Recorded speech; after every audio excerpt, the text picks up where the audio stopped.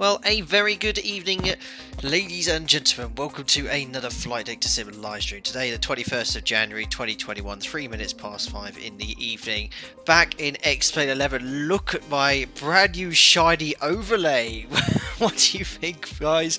A massive thanks to Mattia, helped me set that all up. I had a few issues with the Sim Toolkit Pro one. Basically, every time I used it, it was crashing. I've got this brand new one by some software called Fly Live. It was completely free, and I'm really enjoying it. So I hope you enjoy getting all the flight data up here, and hopefully no more crashes. I hope you're doing very well. Today we're in Naples. You can see Mount Vesuvius in the background here, and we'll be taking off from runway 24 in the ZIBO MOD 737, flying for an hour 30 minutes southeast to Greece, going for the first ever time to Samos. Now Samos is a Cat C airfield. A Cat C airfield, basically an airfield which is very challenging. It's deemed to require additional train to fly there. The reason is there is no straight-in instrument approach into either the runways in Samos 09 or 27. There's one procedure, a circling approach, which takes you basically 90 degrees offset from the runway, and then you have to visually maneuver very close to terrain to get yourself lined up on 09 or 27. It's very difficult in a desktop simulator. I was practicing yesterday. My first few approaches were torrid. I've got some fantastic guidance from Pilot Mike, one of my friends who helps me run the Discord. He's a 787 first officer. He provided me some guidance based off his operator's SOP, so I've got a rough idea exactly how this procedure should be flown in real life. We'll be attempting that today, hopefully. Everything done legally, of course. I'll respect the landing minimum, so any problems will fly a missed approach and have another go. We'll try to do it all as realistically as possible. Perfect. This scenery for Naples is TDG. It's some nice scenery, albeit one very annoying feature of it is if you choose to land or spawn, on a particular stand, it doesn't actually put you on the exact stand. It puts you just next to it. So, for example, you'll see the stand I'm on here. I'm not actually on stand 21. I am meant to be here, but it's put me on a tiny little line here, offset here, so pushback could be quite interesting. But here she is, the beautiful Alpaca Air 737. I did notice just before the start of the stream, look, we've got some daring Italian airport authorities getting a little bit too close to our aircraft. I mean, look at that. It's literally an inch gap here. Very brave of him. Right, anyway, let's pan around the aircraft and see who's in the stream today. Welcome aboard to loads of members. Seb Slater said, good evening, everyone. Andy, the statics are annoying too. Yes, Andy, H20, they're everywhere, I've noticed. Unfortunately, you couldn't get rid of them by default, so I managed to find one stand there that no one was parked on. That's it. And where there was no static aircraft as well. Deep space, hopefully no more crashes. Not something you want to hear from your captain. Yes, thankfully none of the that sense there. Eric Bright, what is the new overlay? It's from Fly Live. I've got a funny feeling loads of people will be asking that question today. Safan Patel, you're in Alpaca 49 Golf. Very cool. Thanks for joining along the sector. Depending on how busy it is, though, I might pop off that sim for the approach, because you can only have one aircraft on the approach at a time. We'll see how we get on down there. Otherwise, who else we got here? Andy H30 TFC, 737 pilot, Joe Drage, pressure's on for the butter again. Yep, minus 20 on the practice. I don't think I'll be able to pull that one off there. Perfect, Tim Fraser's here as well. Hope you're doing very well. Perfect, right, let's jump on into the flight deck. We're in the latest version, 345, I think it's 14. I tested it earlier, again, nothing major to report. Any technical issues I'll point out, hopefully. We'll have hardly any. Perfect. Right, I'm just putting that up here in the background. Hello. Hi. What are you doing here? You're sneaking up behind me. I thought you were watching... What was it you're watching on Netflix? Supermarket something. Supermarket? It's like a show where everyone's in a supermarket. It's quite funny. Oh, I right. can't remember the name. Not supermarket. Probably not. Alright, sorry to get distracted there. Right, let's get the show on the road here. Batteries on. GPU's on the bus. Electric hydraulic pumps are on. Landing gear lever is down. We've got 1, 2, 3, 4, 5, 6 green lights. Then we check all the aircraft documentation. Make sure that's all correct and in order. Working our way on down here then. There's the bottle discharged. Fault. AP detector in op. Master caution. Overheat detector as well. Fire test. 1, 2, 3 wheel well. Engine overheats and overheat detector as well. Let's pop that on. Push the attend button. It's called Supermarket Sweep. There you go. Enjoy. Let's now check the flight plan. Here's our operational flight plan. Fresh from SimBrief, we need 7.8 tons.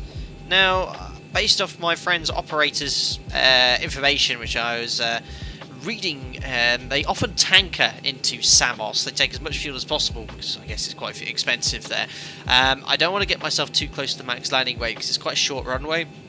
I'm just going to put an extra 30 minutes, the usual I usually put on when I'm flying on that sim. So that would be 7.9 tons, 1,200 kilos around 30 minutes. So we'll call that 9.1 tons for the fuel. So fuel 9.1. And we'll call for the fuel truck. And payload 150 passengers, I think we said to take today. On the inaugural Naples to Samos service. I don't think this is a sector flown by any airline, but never mind. And that should give us a zero fuel weight of 56.2 tons. There we go, 56,161. I'll turn off the background music now because I'm going to start the boarding. We've got plenty of background noise as it is, so... Oh, I just saw it. Start flight leg. There we go. Aaron Borson, where are we going? We're going to Samos in Greece. Tim Waters, she loves having fun in the Isles, our Mariana. Unbelievable. Akimo, you should buy the Jar Designs GH services. I think personally adds a little bit more immersion. Possibly, Akeem, but I quite like cracking on with the stream. I know a lot of people like to have all that custom stuff there. Simon, 0204, 87 kilos per passenger. 84 kilos is the amount that's presumed there. Now what's happened?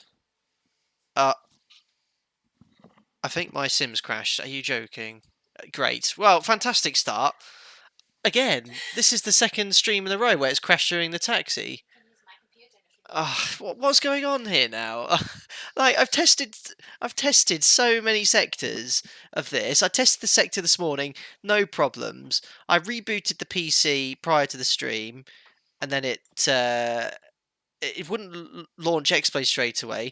I don't understand. Like, this is the second time it's happened, and I've cleaned up everything. I ran a 2 or 3 practice streams yesterday, no problems whatsoever, running everything as normal. I did the exact same thing this morning, no problems whatsoever. Unbelievable. I mean, it's just... No, it's not that, because I've done... I'm right. I need to try and find out what's going on here. Let's have a look here.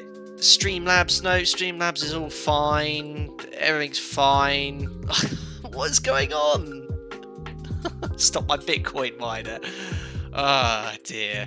Right. Well, let's have a look here. I'm just bear with me, guys. I want to have a look at the log. So, let's have a look here. I'm so sorry, like, literally, this is happening with me at the moment. Every time I'm streaming, it's crashing right at the start. I did that last stream, and I don't know why. Right, let's have a look at the log. I'll send this to the guys on Discord as well. The log says, guys... aircraft incident created...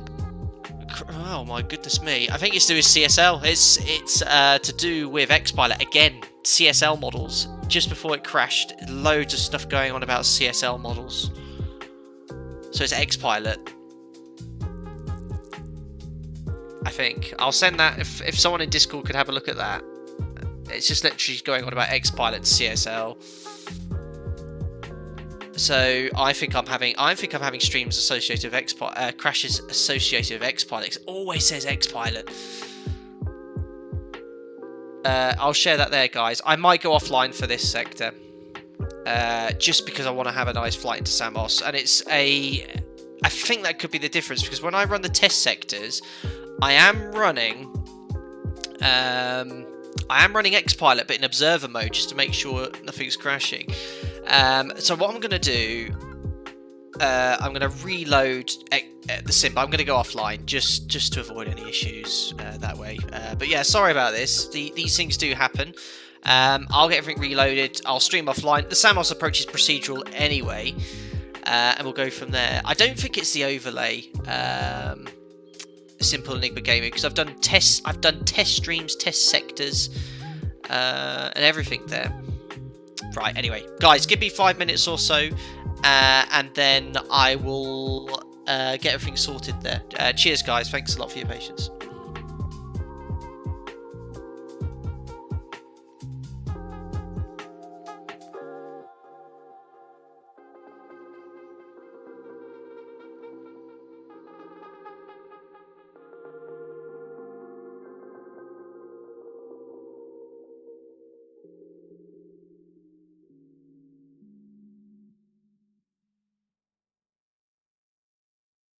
Well, here we are back on the hot, muggy streets of New York.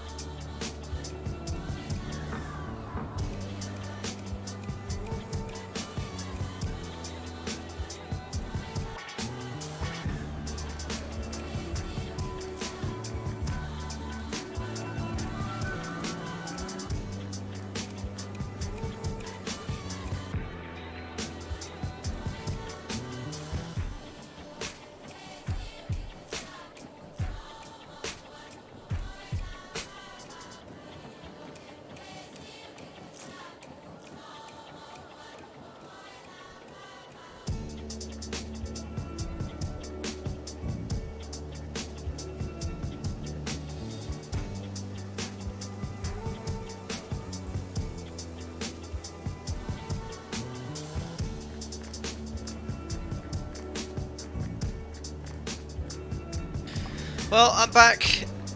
Look at that. 20 minutes into the stream, haven't even done anything there. Now, I've just been on Discord very briefly. Sorry, I've jumped off again, guys. I just want to get on with the stream here. So, the issues I've been having, I think, are related now perhaps to the new overlay, and maybe it's clashing with XPUI PC.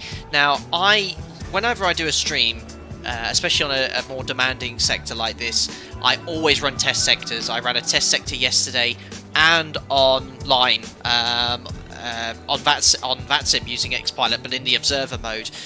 I think it could be an issue with the CSLs because I don't know, it's the only thing that's different. I know the overlay works, I know it works in XPilot, but I think it could be people loading in on VATSIM with perhaps by livery or something is causing a clash with the overlay and XPilot. Now I'm going to go offline today because I quite like the idea of using the new overlay. I really want to get it to work, but I have read some people have reported issues with, I think it's XPUI PC or the plugin which the overlay uses. So we can't get to the bottom of it, you know, right now because I want to get on with the stream and stuff. But yeah, I'm so sorry. Again, this happened exactly the last stream, but I know that I'm going to just do exactly like I did on my test sector earlier, except completely offline, which is a shame because I know some of you wanted to join in on the sector, but it's going to be a procedural approach anyway, so we're only going to be able to get one aircraft at a time. There will be a lot of holding and delays and stuff. But anyway, thanks a lot for your patience now. Hopefully you've gotten to the bottom of that, and we'll just carry on from where we left off, which is pretty much from a cold and dark. So anyway, what can you do? Right, batteries on, GPUs on the bus, electric hydraulic pumps are on, landing gear lever is down, 1, 2, 3, 4, 5, 6 green lights. Then check the aircraft documentation. There's the bottles, fault detector, APU detector and op fire as well. Pretty much where we got to, I think. Emergency exit lights are on. Because I've rebooted it, I haven't selected any of the charts, which I always do before a stream. Oh my days. We said 9.1 tons of fuel, remember, an extra 30 minutes or so. So 9.1. Fuel 9,100.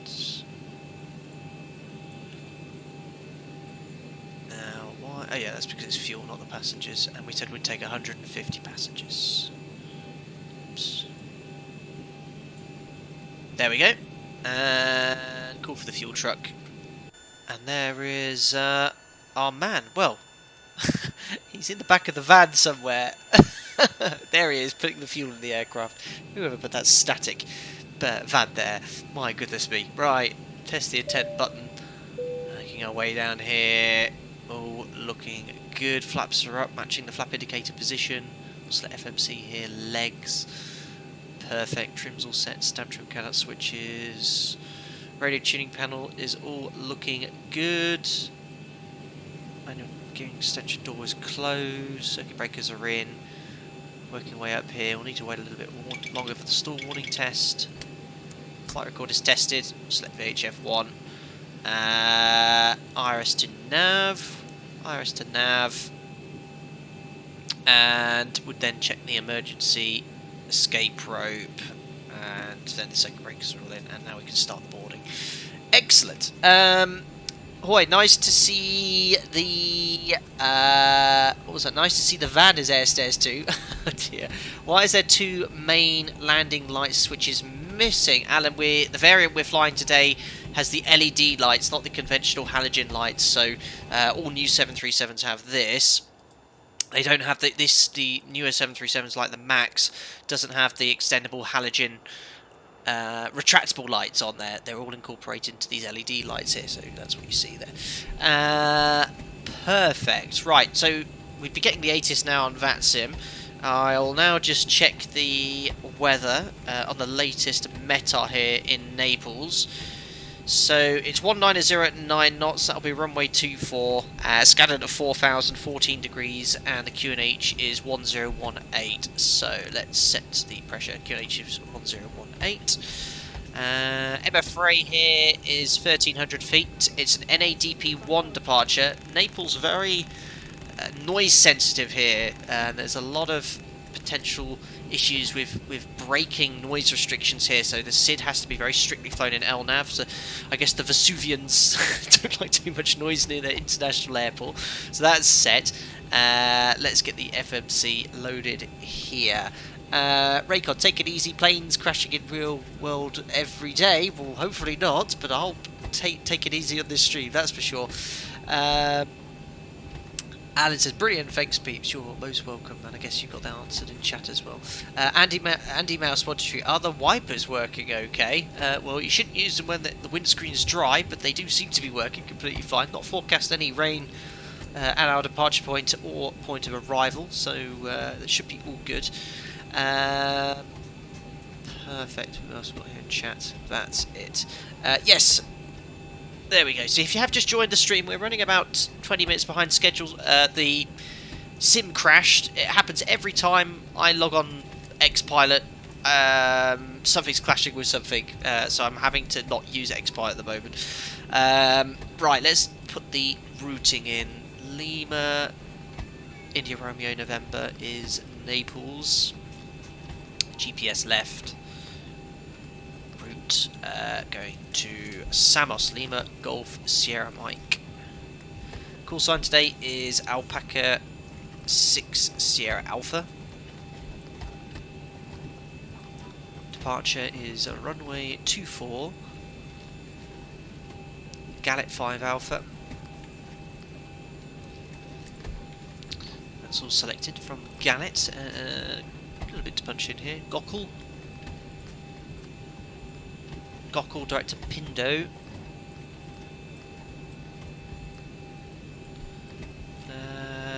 North 40, North 13 is too close to the equator, so it has to be that one. Upper Mike 603 to Tango Sierra Lima. From there, up November 130 to Mes, Mike Echo Sierra. Upper Lima 609 to Pippin,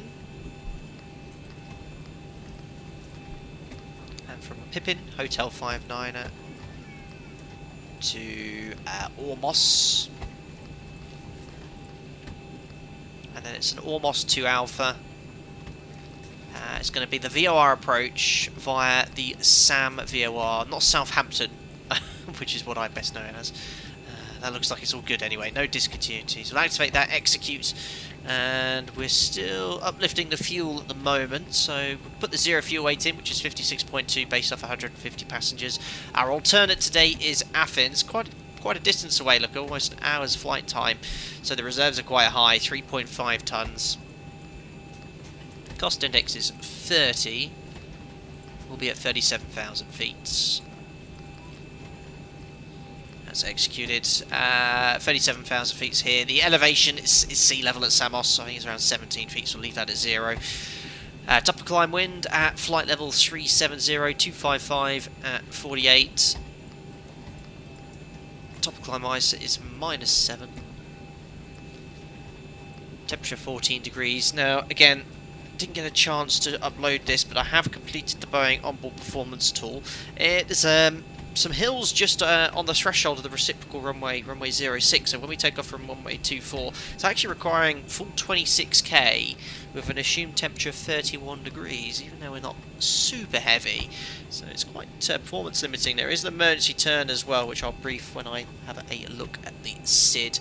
Take off for flat 5, CG is in 5.5 units, trim 5.5, set.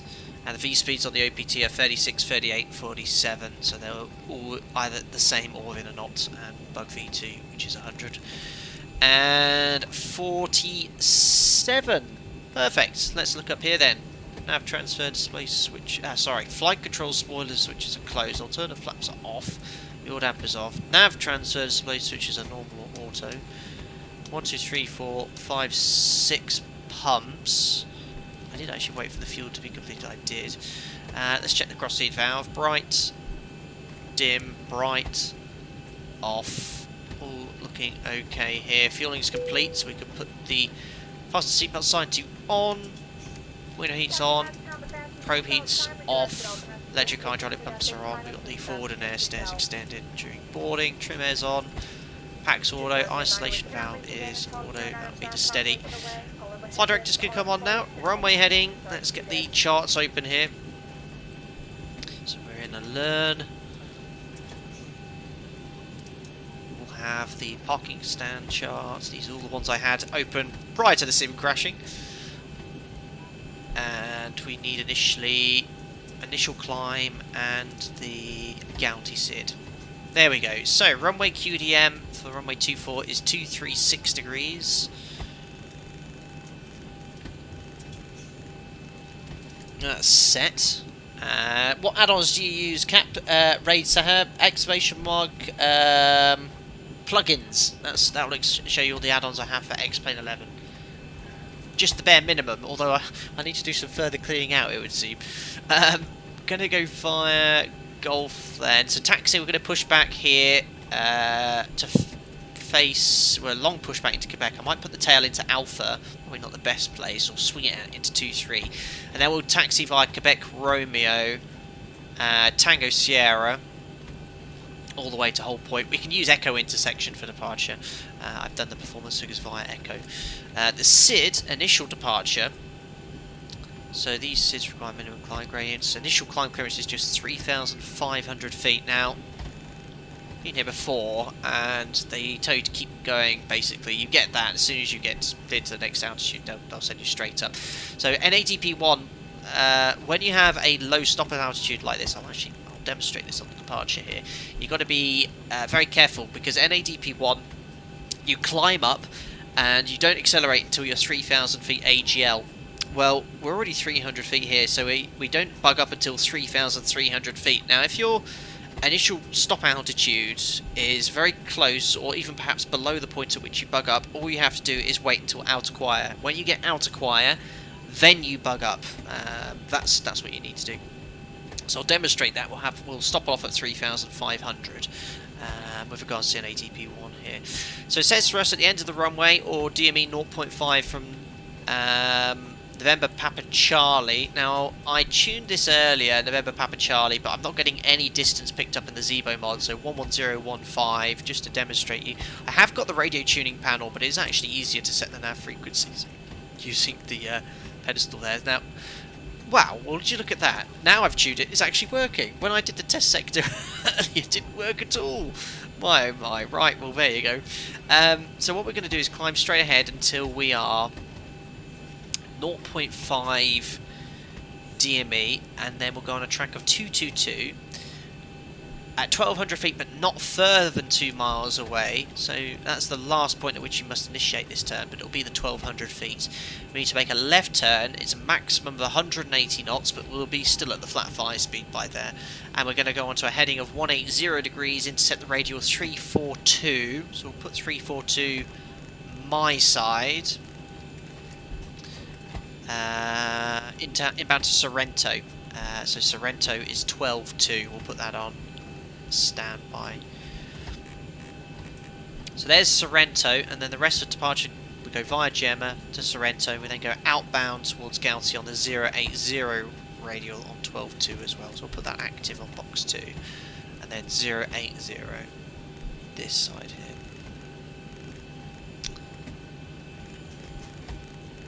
Perfect. So low stop altitude, that's an issue.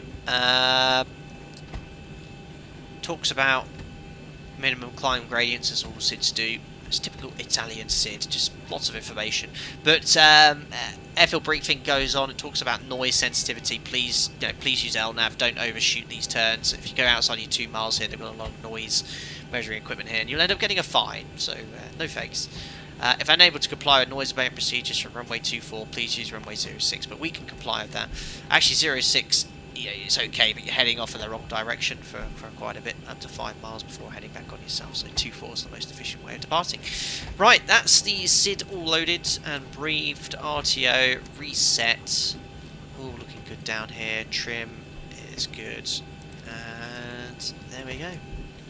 All looking okay. Let's get the APU started, and whilst that's waiting, I'll call up Better Pushback as well. Ground services, Better Pushback, pre-plan. Right. This is going to be an interesting pushback because there's an MD-80 part here, so I have to do something like this, like that. And what I'm going to do is put the tail into stand 23. I've had pushbacks like this before. They sometimes put the tail into another stand to get you away. There you go. Let's hope better pushback behaves with that. Ground to cockpit. Ah, yes. Plan acknowledged. Call me through the menu when you're ready. We will do, Lorenzo. Ground to cockpit. Tow is driving up. Outstanding. There she is anyway, all ready for boarding. That reminds me now, also in this view, to close the doors. Oh yes, I have to retract the air stairs first in the ZIBO mod. Now, there's the door closing. And here comes Lorenzo in his tug. Superb. Bloodline, that magenta line looks like they stab and wing will clip. Well, we'll see how close it was on the pushback. Yeah, it might be very close. Probably right. Vaden, can you do a quick cabin walkthrough? We're all in the cruise. You have to give me a nod to try and remind me in the cruise. I will do that. Poor Nightbot gave up on life. Okay, Yeah, Nightbot's busy this evening. are closed. Ready to connect. Perfect. Guys, if you just tuned in, then welcome to the live stream. A few technical issues at the start. Sim crashed again straight away. I'm having issues with Xpilot and potentially my overlay. If I use the overlay, which you see above, it crashes. If I use Xpilot, I'm getting crashes with that. If I use one or the other, it does work, but just for the takes of time saving, I've actually gone offline just to get the flight underway. But yeah, we'll be flying into Samos. Really challenging approach. I'm going to give you a full briefing onto the approach on Samos. As I mentioned earlier, I managed to get hold of some airlines guidance on it, and we'll talk exactly how you would fly this approach here. I've never been to Samos in real life, but it is a Cat C airfield. So connected and bypass pin inserted. Release So it would require some additional training, at least. I don't think it requires simulator training, this approach in particular, but it does require at least a sector with a qualified captain on how to fly this particular approach here. Right, APU's on the bus. I think we've briefed everything. SID we've done, taxi we've done, performance we discussed. I think we're all good to go. 36 minutes into the stream and we're pushing back. Not too bad at all, considering. Right, packs off, APU bleeds on. Anti-collision light will turn on now. Transponder to out off. Isolation. Right, we're all good here, and we can release parking brake. Flight attendants prepare for departure, cross check and all call, thank you. Adam says LNAV, question mark. Starting Oh, that when we pushback, line up, Adam. and you may start engines. Vaden, what's your favourite airport to fly into in-game or in real life? One of my favourite routes is going to Malta from the UK, where I'm based. In the sim, I like flying any of the approaches available. I'm excited to fly this approach, which is one of the most challenging approaches you can fly.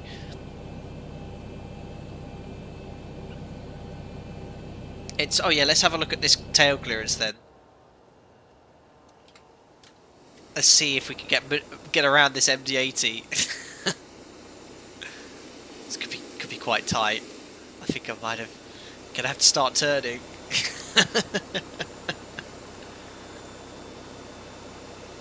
Yeah, maybe you're right. Turn. Ooh, it's gonna be tight.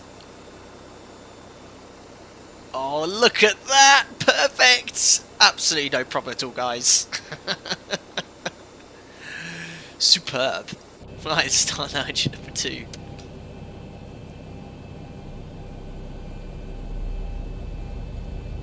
And 2. Estimated flight time, Gwen Jones, 1 hour and 30 minutes. Oil pressure, and 1. Like a glove, exactly, but like nothing to fear here at Alpaca Airways.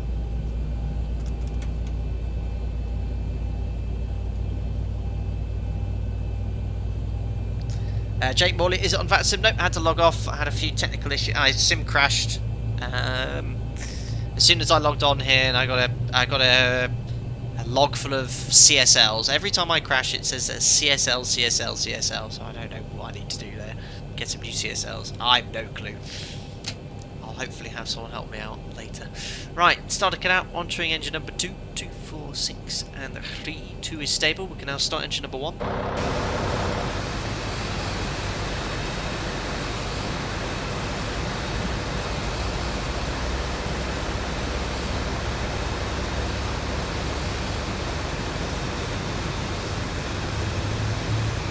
Excellent pushback. End 2, more pressure, and end 1.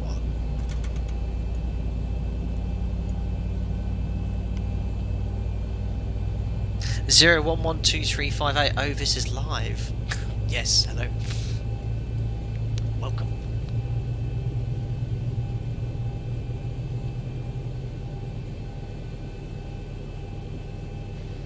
Operation complete. Set parking brake. Perfect. Parking brake is set. Good disconnects. Disconnecting tow. Stand by. Perfect. So those getting lowered.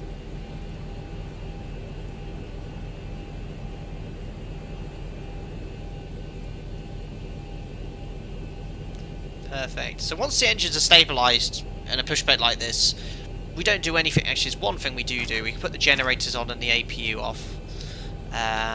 But we don't do anything else until we see the bypass pin. Ollie, why can't this aircraft automatically inject fuel? Are you talking about dumping fuel, Ollie? The 737 has no capability of dumping fuel, but that's not a big problem because if you do need to land in an emergency, you can land above the maximum landing weight.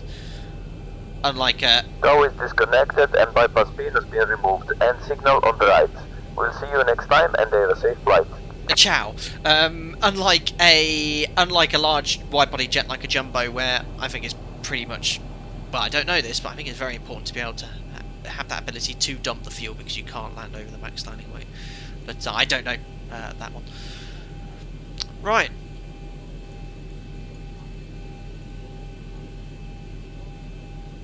Excellent, there's the bypass pin. We can now complete the before taxi flow. So generators on, APU's off, start switch is continuous, probead on, anti-ice is off, packs, auto.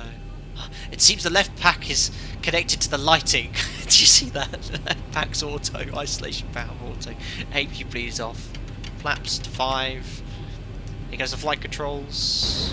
50, Forward, 40, full back, 30, left 20, and right. 10. Here comes the rudders, full right and full left.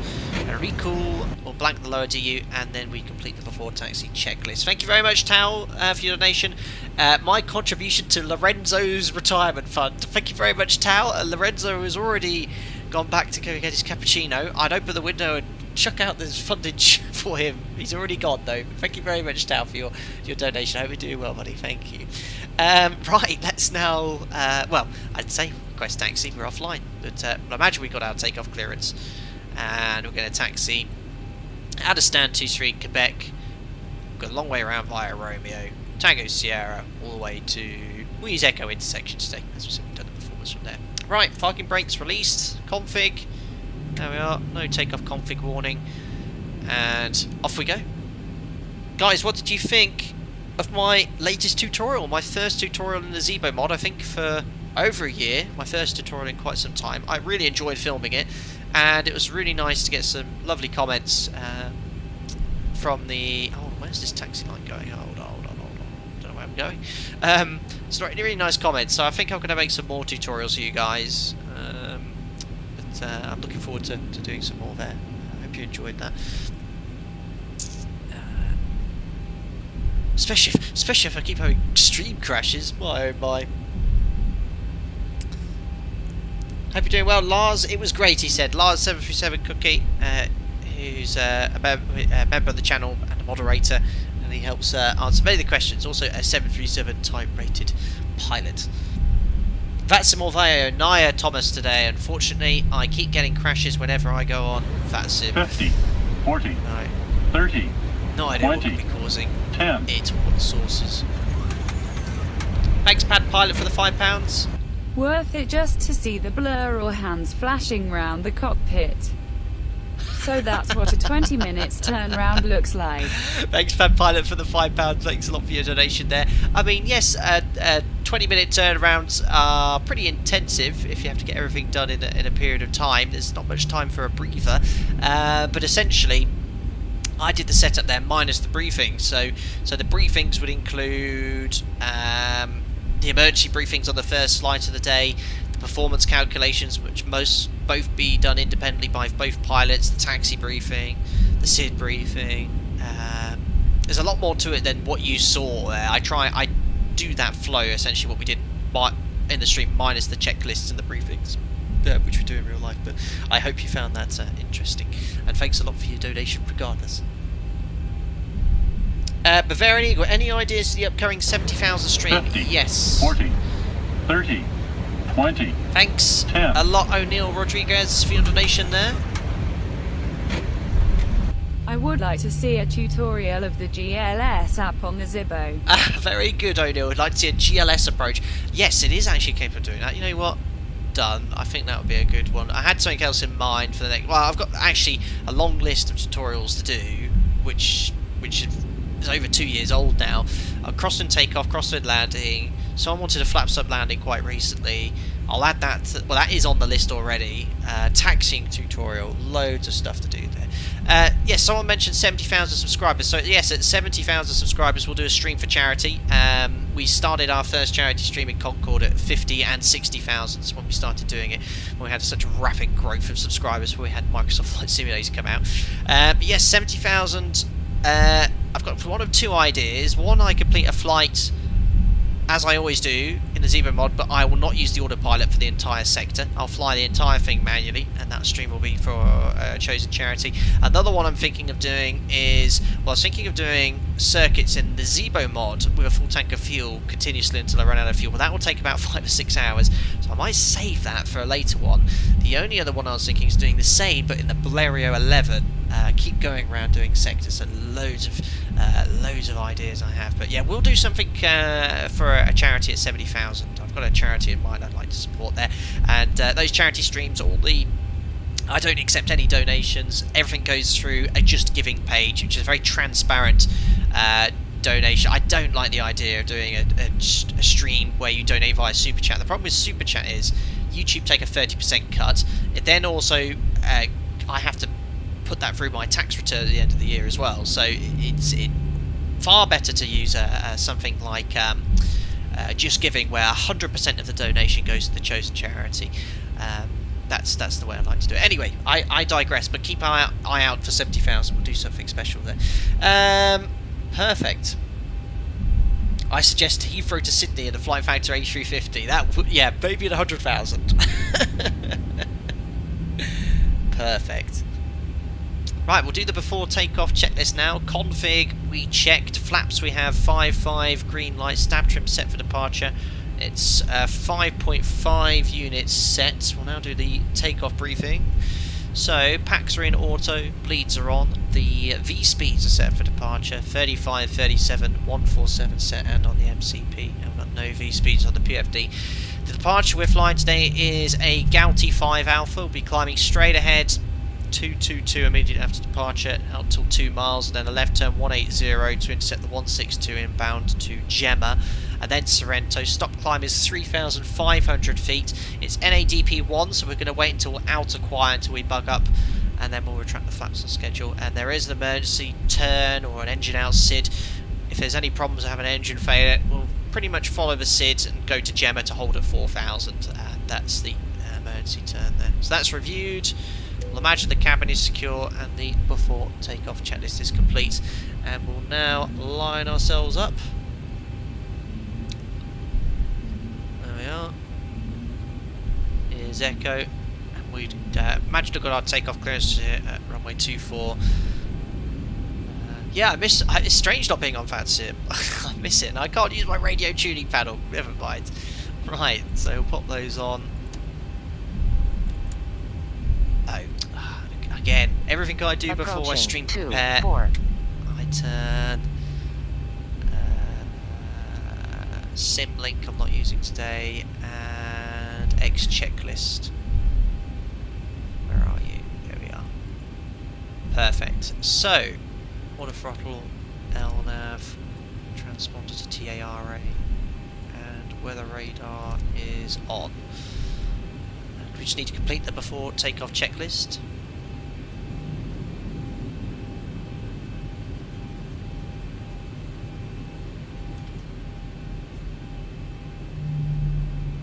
On runway 24. Lovely. What a lineup. So, before takeoff checklist. So, MCP is set. Transponder. Oops. TARA. Strobe lights are on. Landing lights are on. Before takeoff checklist is complete. G-face 100. Before anyone else. You've got it. Toga's in chat. Fantastic. Ollie said takeoff no blue. Is that an Airbus reference I note? Right, let's go. Right, stabilised. Excellent. Push toga. Set to take off thrust.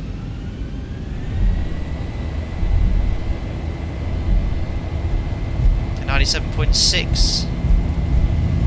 Yeah, take off thrust sets. Indications normal.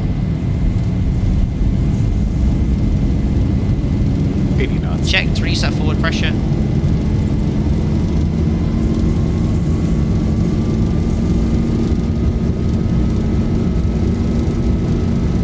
V1 rotate. Up we go. 2 to 2.5 degrees per second.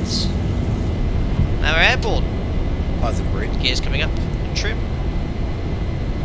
Why is my gear not working? Do whatever the flight. 400. Gear up. LNAV.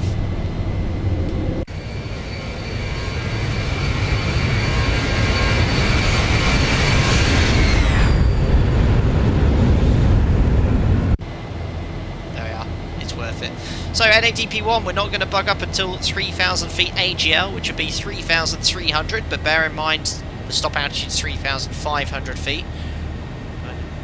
Left and right here. So we should be, LNAV should be commanding a turn at 1,200 feet, instead it's just going to the active waypoint.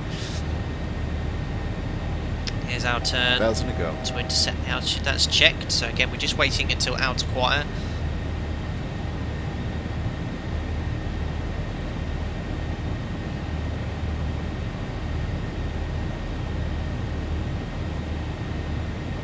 There we are, out quiet. At that point we bug up. And level off at 3,500 feet, because remember that's the stop altitude. Why is the flight director's not pitching down? I don't know. Come on, flight director, a bit slow there. Flaps 1.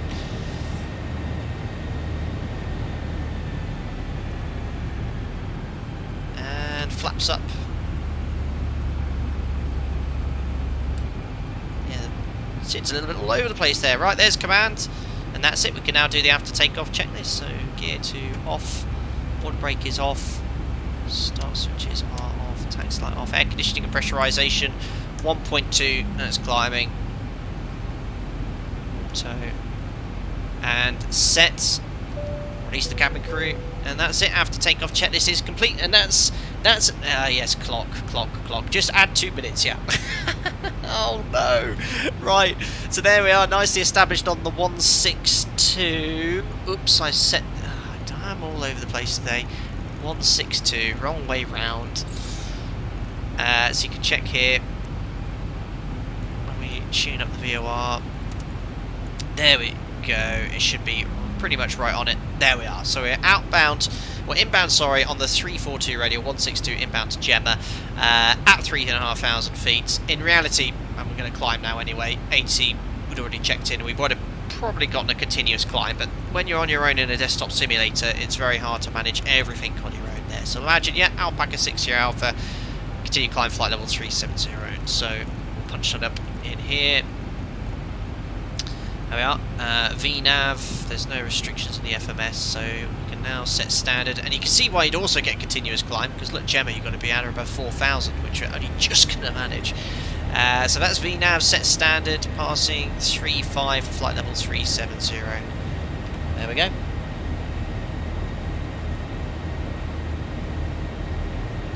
And see, there goes our fuel calculations. We'll just add 2 minutes, you'll be grand. I just met the Gemma restriction. So yeah, typical Italian said, look, please stop your climb at 3,500 feet, but be at or above 4,000 feet at Gemma. I mean, who planned that?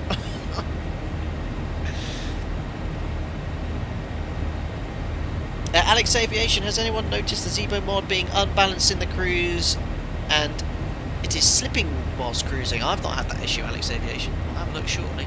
14 degrees, don't need any engine anti-ice.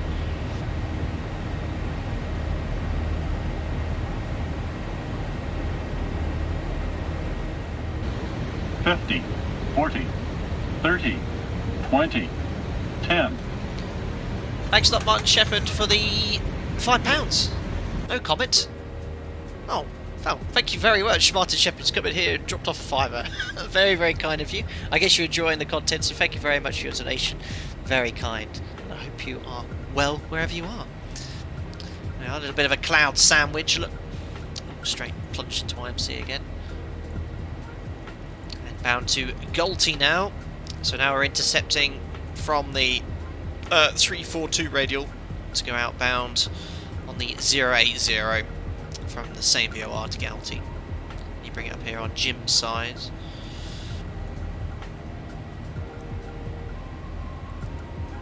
You should be able to see that VOR coming in very shortly.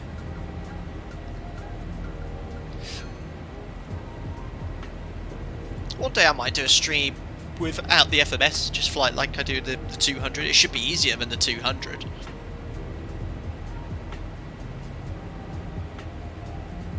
So you can see the tail of that needle coming up.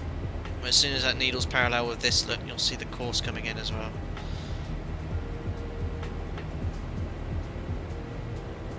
There it goes, look at that. I love it, it just works. It's great. So now established on the 080 outbound. Cool. Flight level 100, 370, so the pre-cruise checks. Fuel 6 pumps. Still got 470 kilos in the centre. Lights going off. APU's off. Pressurisation now 3.9. The rest is all set. Happy to release the passengers. Recall and make sure we're monitoring 21.5. We then log on to CPDLC as well. Perfect. On our way. So you'll see here the sim. Sorry, I forgot to mention. Oh, I don't know what's happened to the time. It's meant to be running exactly. Oh, I know why. It's because the sim crashed. I didn't actually reselect the time here. So the sim is running around 6 hours behind live time, just because two things about Samos. One, I want to really enjoy the scenery and the approach as well, but two, Samos, you cannot land here at night. It's prohibited, and you'll see why later due to the terrain. Thank you very much, Abby. That's very generous, Abby. Thanks for the $25. Like Martin, no comment. Abby's been here a while as well, so thank you very much. It's very generous of you, and I hope you're doing very well stateside. Thank you very much, donation, buddy. Cool. Very kind. Alright, let's have a look here. Our routing. So we're going eastbound initially. We're crossing over the middle of Italy. We're going actually initially towards Albania. And then we'll be making a right turn southeast, close to Athens. And then Samos. Which one of these islands is it? I can't remember. Here it is. This is Samos here, I think. And the runway is just here. I think that's Samos. I'm going to make myself look stupid if it isn't, but I'm pretty sure that is. The runway is located kind of here on this bay. Very close to Turkey. You've got to be very careful with Turkish airspace when you enter it. But yeah, we're going to go east initially towards Albania and then southeast. But we should be landing, as I was saying, the ETA up here on the overlay is the actual time in real life. Bearing in mind that's actually going to go down now because we're accelerating. So it's just as before with the previous overlay. As the crow flies, the far more accurate ETA we have is in here, 1329 Zulu. So that's going to be, what is it, the sim? Yeah, so an hour and a half, just under an hour and a half from now. Is the ETA sim time or real time? Yeah, that's real time ETA here, but not sim time. You can change it to sim time though.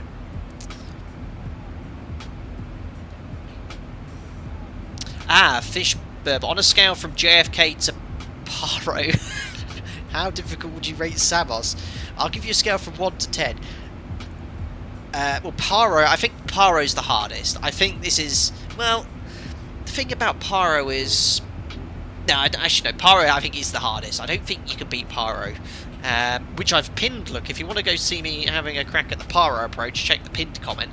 That, I think, is the hardest in real life, and the hardest you can do in a desktop sim by far. Samos, I think, is going to be a close second, and that's because things like Innsbruck and other challenging ones like Madeira as well, they are circling approaches, but you position yourself onto quite a long final here. The final in Samos, I'm going to give you a full briefing, guys, so you guys will practice this at home. The visual manoeuvre you need to do puts you onto a final at 1 mile, or 1 to 2 miles from the threshold. So you have to look outside. Now, I've preset a view for us today. Look at this view I've preset. So this view will allow me to still see my instrumentation, but also be able to see the reference point, which is a building out this window here. It's so tough in a desktop sim to be able to have that visual reference to look outside. I practiced this approach the first few times all over the place, but once you kind of look at the airfield briefing, fiddle with it, that's the beauty of the ZIBO mod, is the pitch and power in the mod is the same as the real aircraft. So you set the attitude, set the thrust, you get the performance, which is great. That makes it a lot easier. But yeah, as I said, everything I'm going to do today in the stream, and we'll have a nice long brief, discuss the implications of flying the approach here. As I said, I've managed to, I can't share it with you, but I do have some guidance from a friend of mine, from his operator, who he spoke to me about it, told me how he's not been there, but he knows someone that's been in the simulator. He's got the guidance from the sim, and it was really nice for me to see how to approach this particular runway, because the approach chart isn't that great. It just shows you the instrument approach, doesn't actually show you how to fly visually. David Moore, you did cut the trees in Innsbruck when looking for a church. Nothing to say here, David Moore. Move along. Getting flashbacks to Calvi when you couldn't get your head round to look at the runway. Yes, Joshua, well remembered. And guys, you know how I like to take these things seriously. We'll respect this stabilised approach criteria. So the landing gate, we'll use 300 feet today, which is the landing gate for circling approaches of my operator. That gives you a little bit more time to get established on the centre line.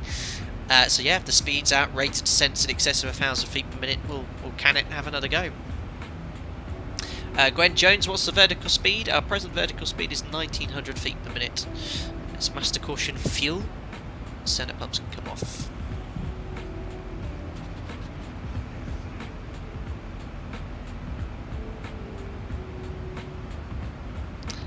Now 15 in the sun, what is the toughest approach you've ever made in real life? I won't say the destination, but I've had to do a circling approach into said destination with a 25 knot crosswind, and it was very difficult. How I got it in the first time, I don't know. It was one of those toughest approaches as a captain. Right hand seat, Lanzarote I've done on runway 21. That's very tricky. You've got to be so careful of the terrain in real life there. I've streamed that sector as well, Lanzarote 2-1. Yeah, I mean, it's not necessarily in real life the approaches, because a lot of the destinations we go to have, there's not many that are, there's only some unique ones like Samos, Innsbruck, Madeira. Most have an ILS on the end, so what's challenging is usually the weather when it's bad. Dominic DeFrank, what do you mean by the landing gate? Very good question, Dominic. So, airlines have a stabilised approach criteria. So you would have heard minimums before on a chart. That's nothing to do with, say, stabilised approach criteria. And at my operator, we have a stabilised approach criteria based in VMC conditions or IMC conditions. So if you have a look at my landing tutorial, type in Flight Deck Sim landing tutorial, I do go through the stabilised approach criteria on that one. But to sum it up in a nutshell, you need to ensure in VMC at 500 feet, which is the landing gate, you need to have a speed between VREF and VREF plus 20. You need to be within 1 dot of your localizer or glide slope. You need to have a thrust appropriate for the situation, so not idle, not full, or something unusual. You need to have the landing checklist complete up to the point of your landing clearance. So if you're not configured to land, you must. And if any of these conditions have not been met, you have to fly a missed approach. And that's landing gate. That's what we have to do. And that's a 500 feet in VMC. In IMC, it's the same conditions, just brought up to 1,000 feet. That's the different set, and that's based off my operator's SOPs. Other airlines have different gates. For example, as I said, the circling gate is 300 feet. It's a little bit low because you might not be on the centre line yet, and you might still be turning, so you just lower it a little bit. Sorry about my flickering clouds. I think someone commented. It's the graphics card, I think. It's just a no explain issue. But you can see they're flicking around 20, here sometimes. 10. Thank you very much again, Hickory Triple OT, for your donation there. He says, hello Captain, hope all is well. I think time is... I think it's time to polish up your Greek accent. Kalispera equals good afternoon or evening. Oh dear. Evaristo equals thank you, which reminds me, Evaristo to you for the insight you teach us. Thank you very much, Hickory Triple OT. That's very kind. Again, thank you for your donation. I'm sure you could have provided some ATC for this sector, but I know you're only tower rated. Is it Malta? Or only Malta, I know, but I don't know if you can do anywhere else. But thank you very much for your donation. It's a Fishman. Does your operator turn off a hydraulic pump stream? Pushback? No. Are there still operators that do that? I mean, with a bypass been installed, there's no need. Ethan's Aviation, love Greece, yes. I like flying to Greece. One thing they do lack at some of their destinations is radar, though. There's not much radar coverage, and they rely on DME and radials from information provided by pilots, so it can be a bit stressful sometimes. Vasilis Maximos X playing Greek live streams. That's a username and a half. I've sent you another chart for Lima Golf Sierra Mike. I know the chart you sent me. Is it this one by any chance? I bet it's that one. Vasilis Maximos. Let me know in chat if it is. Yes, I've already been sent that one. It is actually very useful. And I think that's from... I don't know where it's from. Someone sent it to me. But it's from a... I think it's from an operator. It's an operator-specific chart. Gwen Jones, how many times have you flown to Greece? 24 times probably in my career, I'd say. Not as much as, say, Spain. I've probably been to Spain. Well, I was based in Spain initially for a year, so.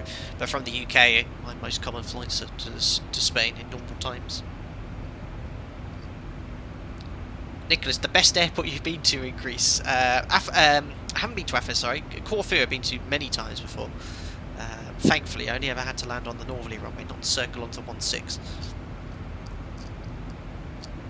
Yes, it's that one. This chart is for Olympic Airways specific. Thank you very much, Vasilis. There you go. It's Olympic Airways, how to approach that airport. So we'll discuss that here, because if you look at the actual Jeppesen chart, or even the chart from my operator, it doesn't actually explain how to fly the visual element of the approach for the circle.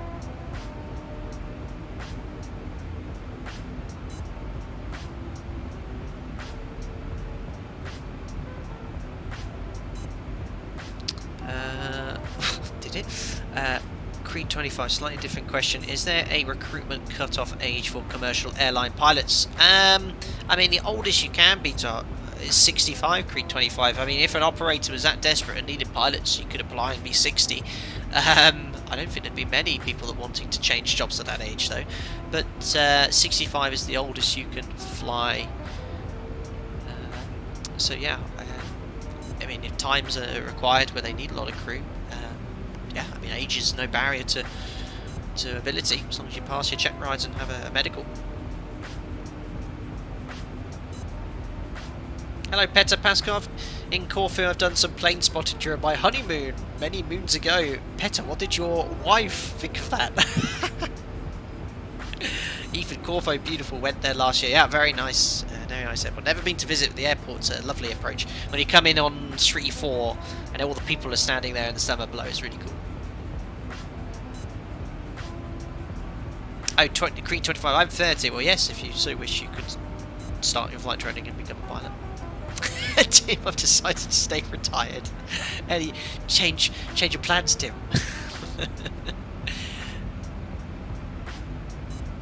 Graham County, in reality, age is a barrier. Yeah, I mean, of course, I mean, people's abilities diminish as you get older, but as long as you have your medical, you pass the required checks, you know, there's There's no issue there. When I was in the sim, I've certainly OCC, where we train guys coming in from other airlines. I've converted guys from Airbus onto Boeing in their late 50s for sure. But fella, ever flown to Skiathos? We watched landings there from a road at the end of the runway. I've not been there in real life. We have streamed into Skiathos though.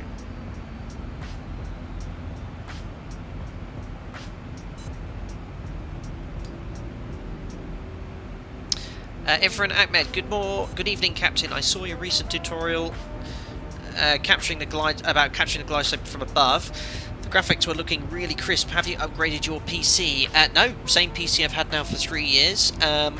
One of the advantages of recording something on your PC, when you stream it, the quality is ever so it's ever so slightly affected. So the resolution you see isn't as good as what I'm seeing. It's just to do with, I don't know any of the terminology, but bit rates, compressions, I don't know. So when you actually record it and then upload on YouTube, the quality is much better.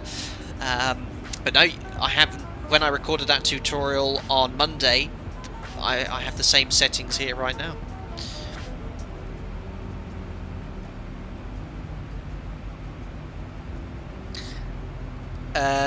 I am watching you 75. My first ever flight as a passenger was on a Martin Air 76 into Corfu about 20 years ago in the rain. Ugh. My, that's a big old jet to get into Corfu. Corfu, when that runway's wet as well, it's really slippy. I've landed there in the wet, and my, it's not fun. Very close to your landing weight limitations when that runway's wet. It's quite short, so you have to be. We use max auto brake for that one. Auto brake 3 was like right at the end of the runway, so let's just use max auto.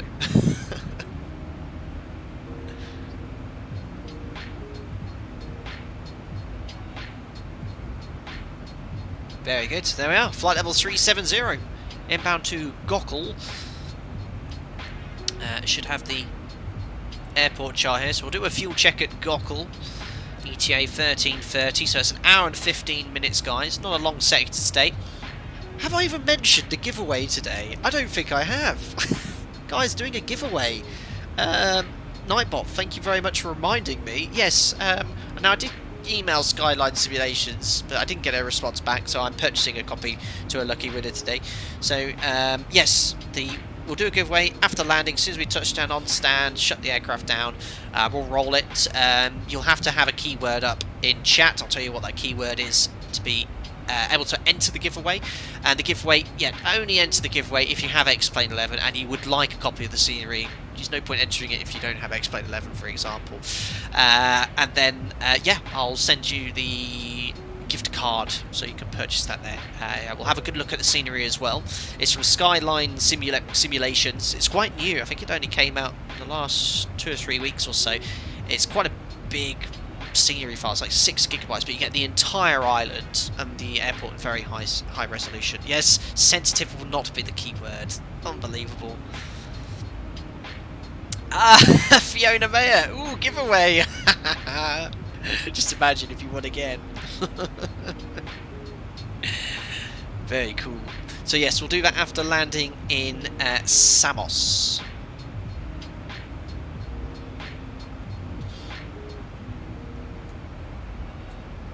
Sim 737 pilot Sam has come out with an OLED laptop monitor at 90 Hz and 10 times faster response rate. Very interesting. Mara and I got ourselves a new TV. We got an LG OLED now. Got an OLED TV. Treated ourselves in the sale in the New Year's. They do big crazy sales. Very, very much like the TV. Has very low input lag. Very good on it. We're about to go right over the top of Brindisi. Bit cloudy, unfortunately.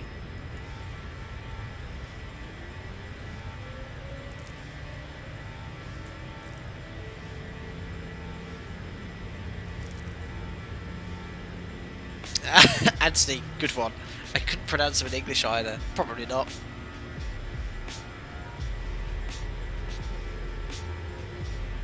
AV Gaming Ultimate DVD Gamer room tour soon. It's not much of it. It's just my PC, 2 monitors. Oh yeah, Marianne's boss bought a PC as well, so we're gonna have 2 PCs in here. It's gonna be like a little hub.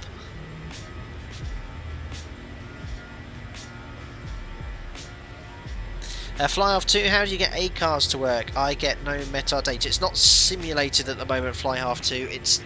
The foundations for that system in the mod is there, ready to use, but it's not implemented yet, I believe. I don't know much about ACARS, we don't have it, my operator.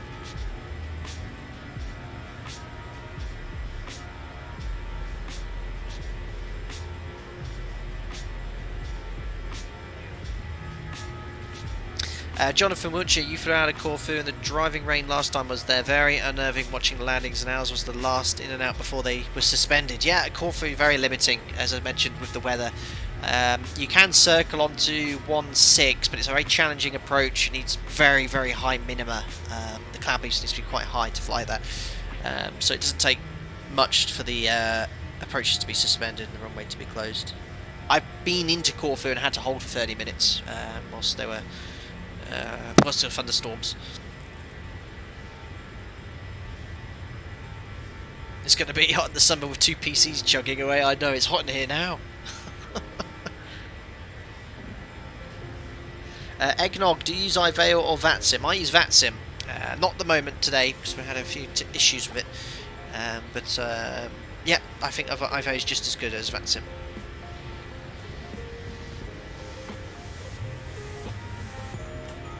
Sim 737 pilot, where is the flap load relief light in the real aircraft? There isn't a flap load relief light, unless that's an option from Boeing.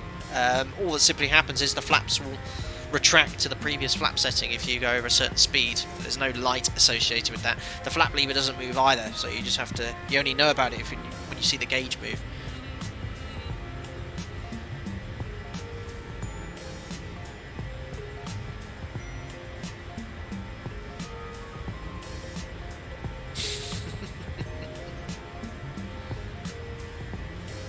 Sharkers Racing, good evening to you. Freckles Aviation giveaway, do you mean rigged? No.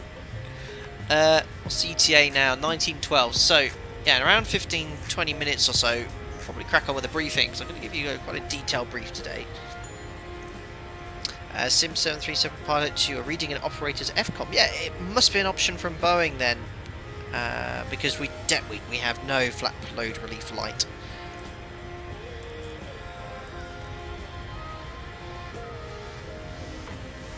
Oh, bloodline. I forgot.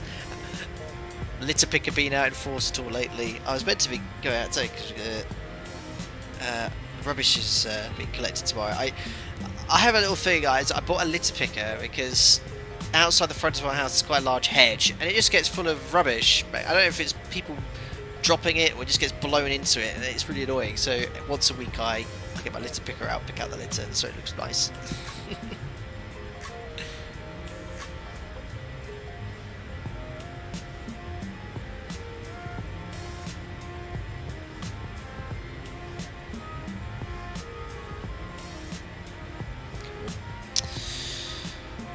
Well, bye-bye to Italy. So cross over to Albania. It's actually somewhere we haven't been before. I don't think we've ever streamed into Albania, capital.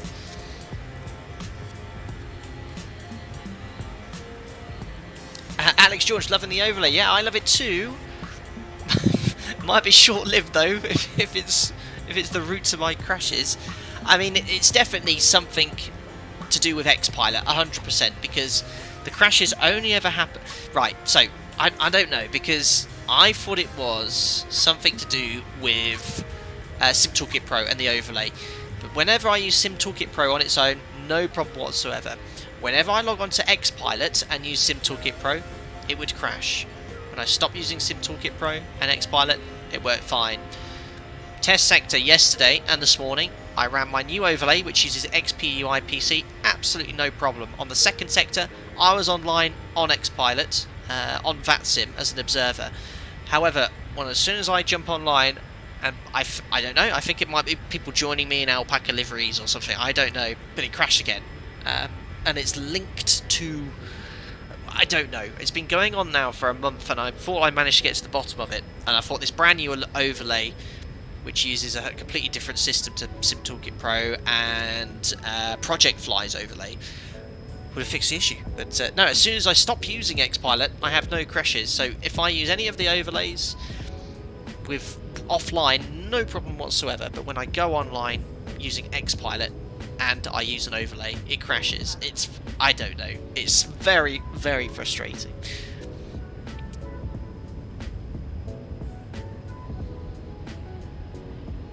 Mirchart, update Xpilot to latest. I am running the latest version of Xpilot. There were 2 updates recently. One about a week ago, and then there was like a mini update which I did yesterday. So it is the latest version. Sharkless Racing, what do you need to pan the camera around the plane like that? You need your index finger on one of the arrows. Hold it there. Or a stapler, as Brad Delmont says. You can get a stapler and place it on the arrow, but I'm still holding the button down with my index finger.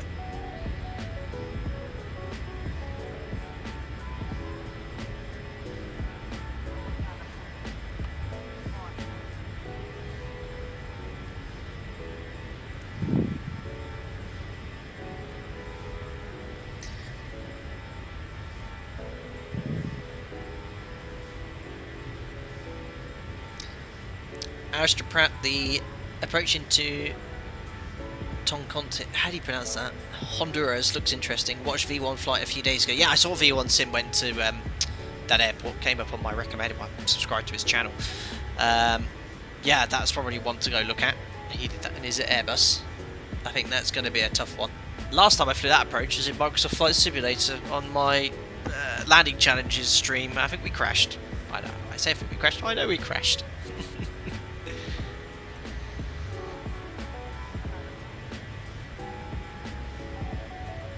What happened to Alpaca Wi-Fi waypoint, Richie? It looks like it's blown off. Didn't get enough PVA glue on it. Petrie, all pilot clients should sound the same. They're all using the same audio for VATSIM codec. Yeah, someone suggested using Swift, but you need a PFD and computer science to install it. I did take one brief look at Swift some time ago, and it did look very complicated. I mean, I love Xpilot. The way it works is so easy. It's just... I haven't got down to the bottom of what causes my crashes, but the last thing it says on my logs, every time it crashes on every single one, is CSL. Something about CSL, but everyone's saying that's completely normal, but it's what's cropping up every time on my log, and if I fly offline it doesn't crash, so I don't know. Anyway, I'm glad it crashed. I'm glad it crashed on the ground, at least not at 500 feet on the approach.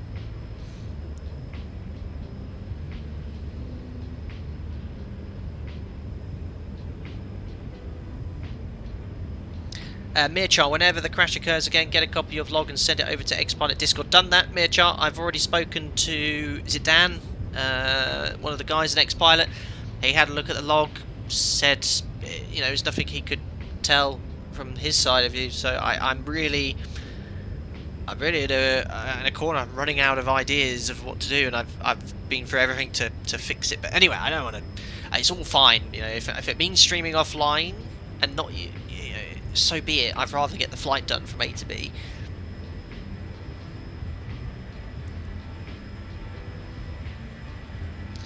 Alan Dawson, I've had it several times last week. It's Xpilot causing the crash, but I think it's interacting with Sim Toolkit Pro. So yeah, like I said earlier, it's when I'm using Sim Toolkit Pro and Xpilot, it never seems to work at the moment. The thing is, something must have happened, something must have been installed, because I used Sim Toolkit Pro and Xpilot for months, absolutely months and months and months, and it only caused an issue.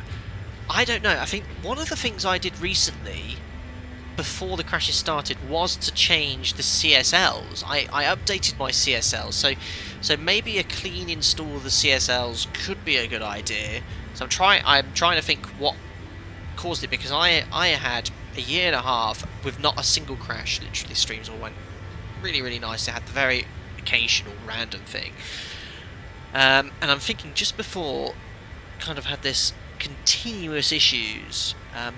I did update the CSL library, but I thought, all I did was change some of the CSLs around, so I don't know, maybe I've got a dodgy CSL in there.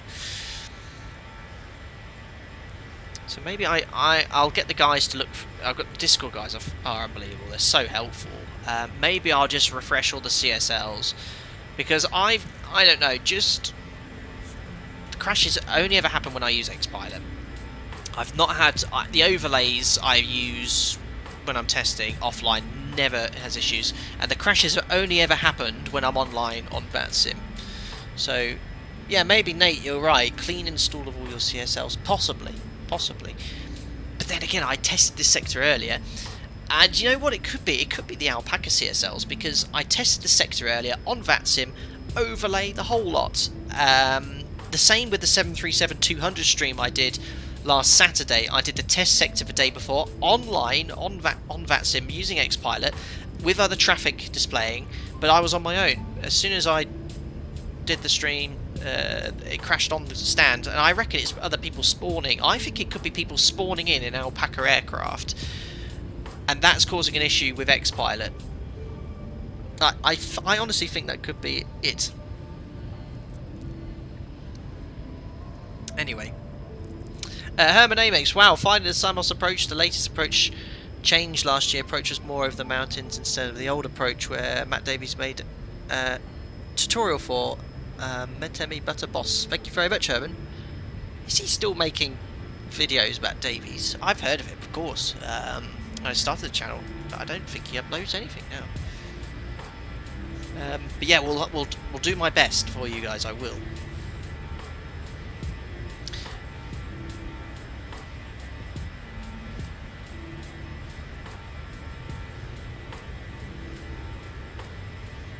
Flashy cloud, well spotted, shiny. Yeah, it's my graphics card just trying to load in the clouds. Sometimes they flicker a little bit.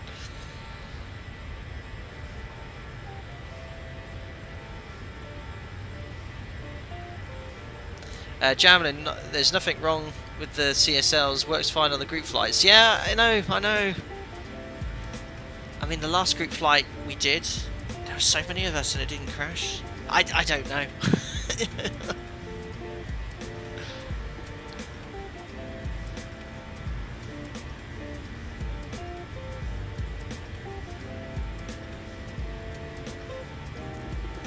Maybe, Paul. I don't know. What I might do, guys, to the Discord members is I'll have a chat with you after the stream, because it's not a particularly long flight, and see if I don't know. Maybe I'll load in somewhere and get you all to spawn or something with something there, and see what we can do. Cool.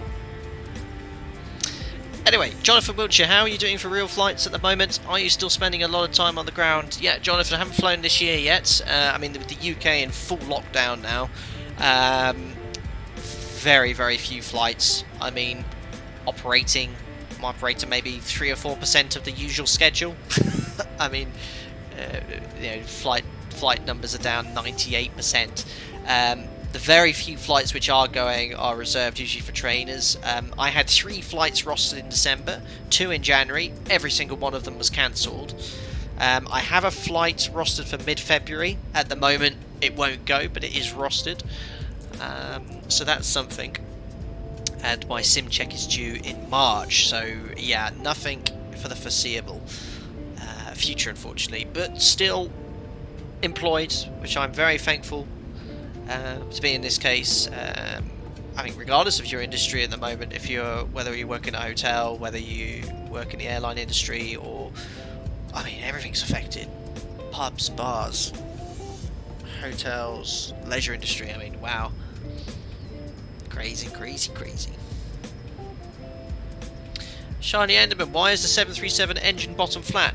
On the NG, the engines are so low that if they were fully round, it'd be very, very close to the ground, and there's a chance of getting a pod strike. So if you were to say land at a slight angle around the longitudinal axis, this will put the pod quite close there, so it's actually flattened at the bottom, and they still have to squeeze all the engine parts in there. The accessory gearbox is just behind the fan, in the side here underneath there. But yeah, if it was a proper round circle underneath, it'd be too close. Hamza, what is the worst emergency you have ever had? Touch wood, none. Massively major.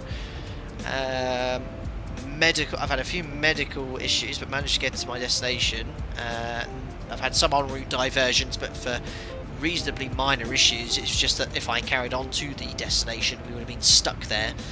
And that's all done liaising with the company. I once had an issue going into the Canary Islands, but the destination wasn't a base, so called up the operator, my operator's HQ via handling agency, and they asked us, could you divert please, so we can actually swap you and the passengers onto another aircraft, because if you land at your destination we'll have to cancel the next flight because the aircraft will be grounded, so pop it in here, otherwise I'll have to throw the parts. And I have to admit, the operator is very slick, and I must say thanks to you guys for respecting that, but they are very, very good if there's a disruption or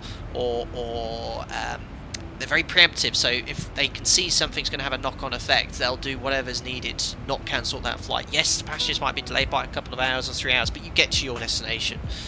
I don't know how they do it, it's all very clever people work on this stuff now.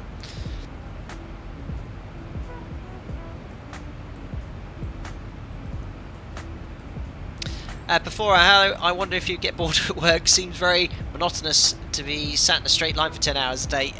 Yeah, I mean, before when you're doing those 2 sector days, 4 hours each way, I'm not the biggest fan. They do require some stimulation, whether it's talking to the other guy, you know, reading some stuff. You've got to keep yourself busy. I do prefer the shorter days. Depends on the weather. If the weather's nice, 4 sector days I'd often prefer doing over a longer 2 sector day. And the average flight length is around an hour 52 hours or so, so it's long enough to be able to actually have a break, because the turnarounds are very busy. So I actually do appreciate that ability just to have your lunch, you know, in the cruise. This is the low workload period, is in the cruise, in flight. The turnarounds, approach, departures are the parts where we're busy. So, but yes, you're quite right. On the longer sectors, it can be a little monotonous. Sim 737 pilot, long fuel burn at each waypoint. You sound like a checker. Very good. Let's have a little fuel check at Pindo, look, which is pretty much overhead now.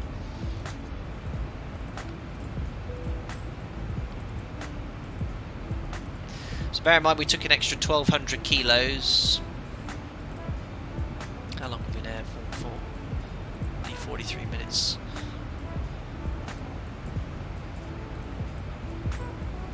Where's Pindo? Oh, I just saw it. So there's Pindo. We need to have 5.2 tons on board, 5,109. We have 6,4, which makes sense because we took an extra 1,200 kilos. We should have burned 2,700 kilos at this point. We burned 2,600. Look at that, the fuel burn in the ZIBO mod. Wow. Beautiful. 43 minutes airborne, and that says 41 minutes. Because I forgot to set the timer until 2 minutes after takeoff. Everything is spot on at Pindo. Ah yes, here's a good point. We're having a discussion in Discord yesterday. So you'll notice here, well actually it's quite accurate here, but ZIBO's modelled in a little bit of altimetry error on the standby altimeter. Now the standby altimeter is a very basic altimeter. It just uses static pressure from 2 static ports outside the aircraft just to measure the altitude. No difference in what you get in your Cessna, whereas the captains and first officers altimeters are a lot more accurate because they're fed into air data computers with lots of various systems. But a lot of people have questioned in the X-Plane 11 forum, not that I'm very active there, but it came up a few times on Discord here, why is the altitude here different sometimes? It's because, yeah, it can be. The actual maximum error in this, was looking up yesterday in the supplementary table, is up to 500 feet different at the cruise. So that's why it can vary slightly. Bloodline, plus 2 minutes, I remembered. Jamley, dinner time. Catch you later, everyone. Take care, buddy. See you in a bit. Fearless. How would it affect the aircraft if the engine separated? Quite a lot, but you know what, Fearless? It's actually something you can do in a level D simulator. You can actually completely separate the engine from the aircraft. You won't believe me when I say this. If the engine separates from the aircraft, it's actually far better from a handling perspective than an engine failure. If you imagine you have an engine failure, you've now got a 4-ton lump of metal which is causing a lot of drag just hanging on the wing there. If you actually get rid of that lump of metal, if an engine's not working, you don't want it there, it's actually a lot easier to handle. So it's something that's very unusual. However, if the engine was to be fully removed, you're going to probably have more issues, far more issues such as hydraulic leaks, fuel leaks, oil leaks. I'd rather have the engine failure. But from an actual handling perspective, I remember in the Level D sim I was experimenting and I actually did an engine separation. You actually demonstrated to show you the engine indications to recognise it. It's actually really so much easier to handle. I mean, to be fair, the 737 single engine handles really nicely anyway. It's very easy to manage. I say very easy once you're trained how to operate a single engine. It is manageable. Whereas a fully blown separated engine from it, there's a lot less drag, a lot less thrust required on the remaining engine. It's strange. Yes, mine. So there should be a lever to ditch the engine. As I said, yes, the issues unassociated handling, such as the hydraulic leaks, the oil leaks, potential fire. I'd rather have just the engine failure. But yes, I see your point. And also, yes, to whoever who is directly below the aircraft when the engine severs off the plane might have a few issues as well.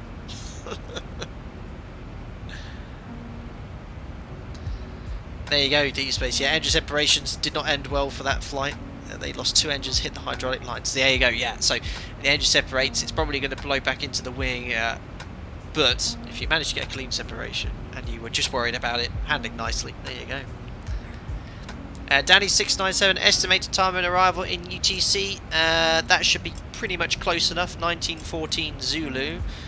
29. Well, that's going to take the full approach into account, and the time now is 40. So 50 minutes. 50 minutes.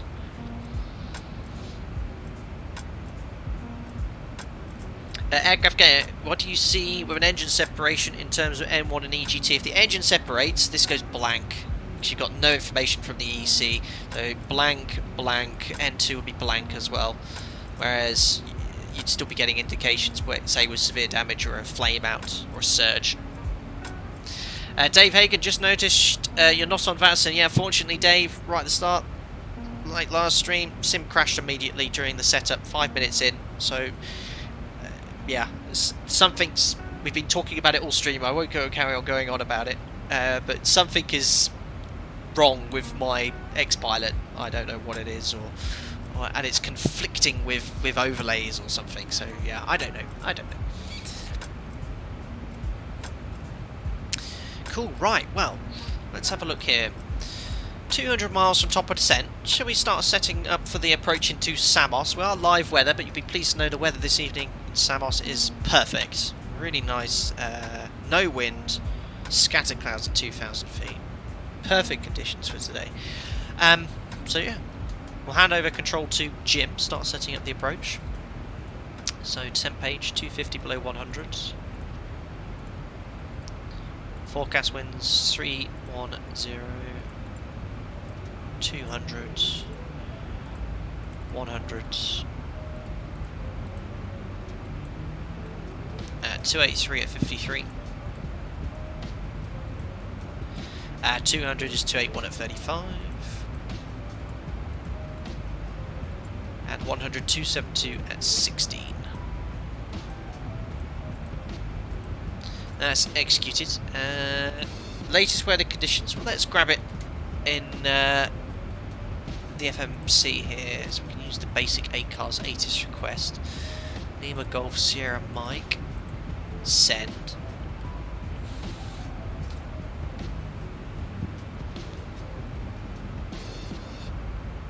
Sim 737 pilot, what key is used to bring the Navigraph window up? I use Control A. I've assigned that as a shortcut in the X-Plane settings.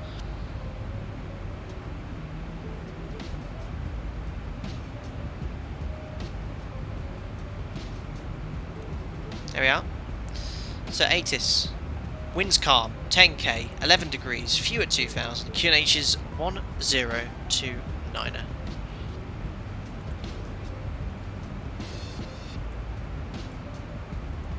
So 1029er is set, executed. We can preset the QNH here, 1029er. fixed rings today. We're going to use runway 09er. These are more for situation awareness as opposed to configuration today, because the configuration is quite unique. 10, 4 miles, and also I want a 270 radial from the airport to show the extended centerline for runway 09. So it takes the reciprocal from that. So I've got 270/4. So 4 DME ring and a radial from the runway going outbound, and that will really help, especially in a desktop simulator, with regards to judging where to intercept the final approach track. Now in the real aircraft, I need to speak to ZIBO about this because I think it's disappeared.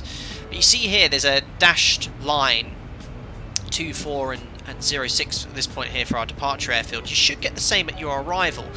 For some reason it's disappeared, so you can see here it's runway 09. In real life you get a white dashed line coming out for the runways from the runway airport code. It's just not appearing, so what I've done is simply put a green dash line where the runway is to replace the fact that there's not a white dash line there. And as I said, when I turn final, I'll be really reliant on this, because in a desktop sim it's so difficult to see your reference point when you're turning. So that's what that fixed line means. Let's have a look at the approach.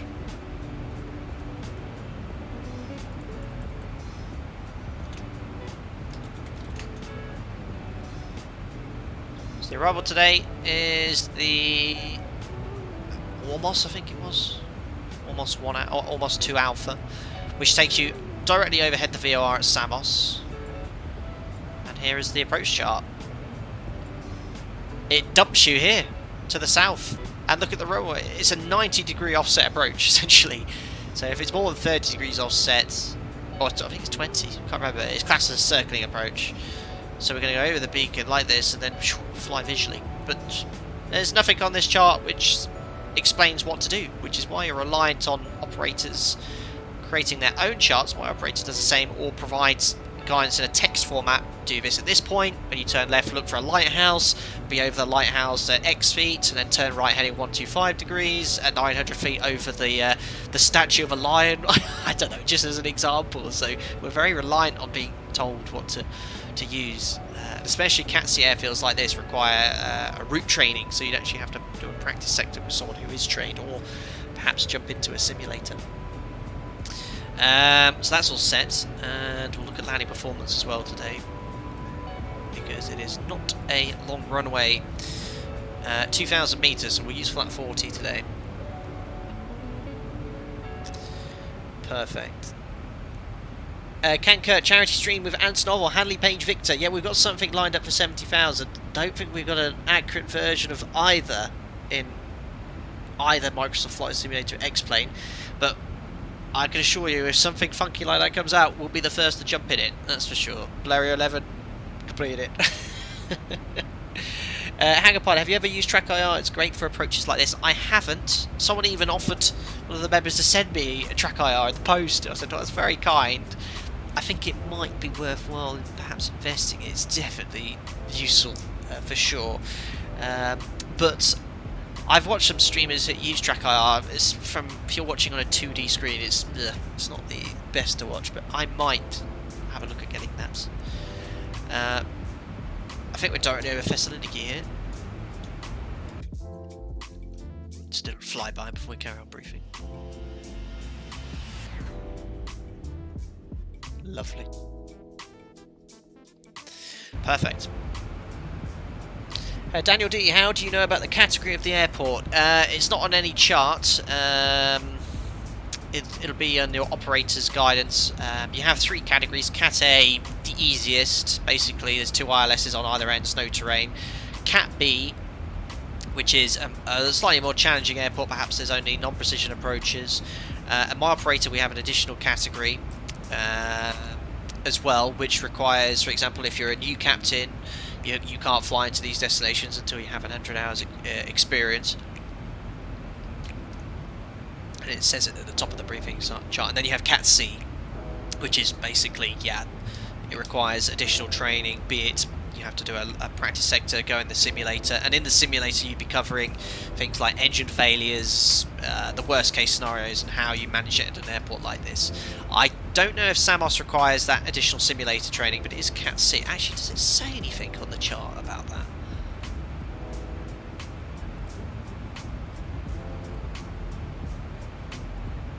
It doesn't. I think in the chart for Innsbruck it mentions Cat C. It's not to be confused with Category C aircraft. Category A aircraft, it's the airport category. It's not. I think I said earlier. I'm mistaken in this. It's not the airline operator decides it's Cat A, B, C. It is certified as a Category A, B, or C airport. But then your airline can add a more restrictive category as needed. Right. So how are we going to fly this approach then, ladies and gentlemen? So we're going to be coming in from the northwest via Ormos.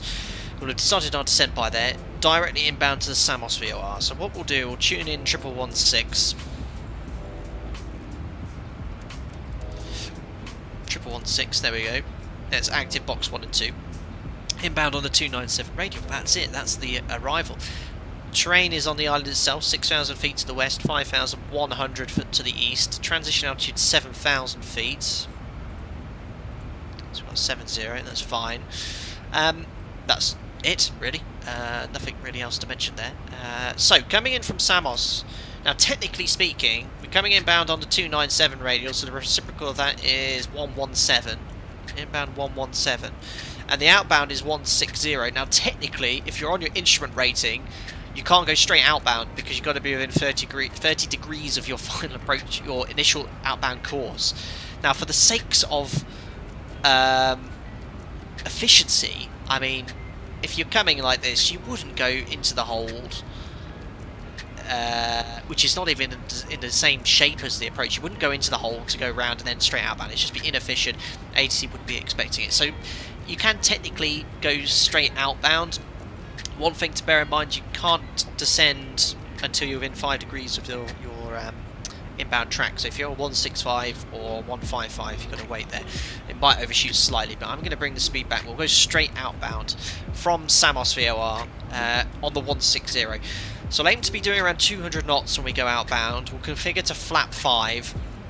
Outbound on the 160 radial until we get to 9 DME. Here's the 9 DME point. We'll descend to 3,000 feet. We'll then do a 180 degree turn. Intercept the final approach track, which is 358. At 9 DME inbound, we can descend to the minimums. Now, there's no approval for straight-in landings here. It's a circle to land. Alright, so the RVR, standard circle to land RVR for Cat C, 2,400 metres, 1880 is the minimums. Now, my operator, when you have circling minimums, we don't need to add the increment for the MTA, because you're going to be actually most of the time levelling off, but we won't be levelling off today. But I will set 1900, we'll round that up to the nearest 100 feet. And at that point, 1900 feet, we will be about here, inbound, about where the mouse is now. And at that point, that's the end of the approach. What in the world do I do next, you'll be wondering, okay? Well, if you're not visual at 1900 feet, you need to execute a missed approach, which from this direction is quite straightforward. You climb straight ahead, over the VOR, and when you get to 3,000 feet, you make a right turn back to Samos, and either straight into another approach or enter a hold. Now, my friend who flies into this airport for a European airline, he's actually provided some guidance regarding bulk landing. So if you actually have to go around on runway 09, it says do not turn left to intercept the missed approach course, but you actually go outbound on the 160 and then make a right turn to go to the missed approach to hold. So it's a little bit unusual.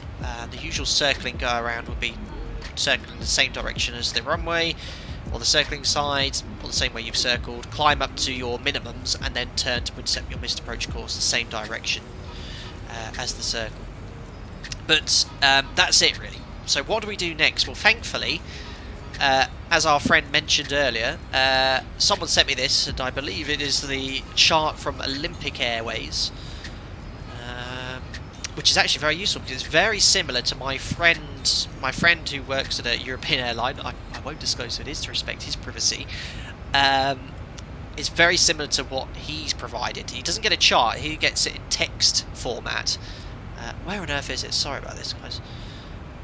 He gets this in text format, but it's essentially the same. So this chart is It's not a Jefferson chart, it's not a NavBlue chart, this is an operator design chart to explain what to look for visually when you're circling here.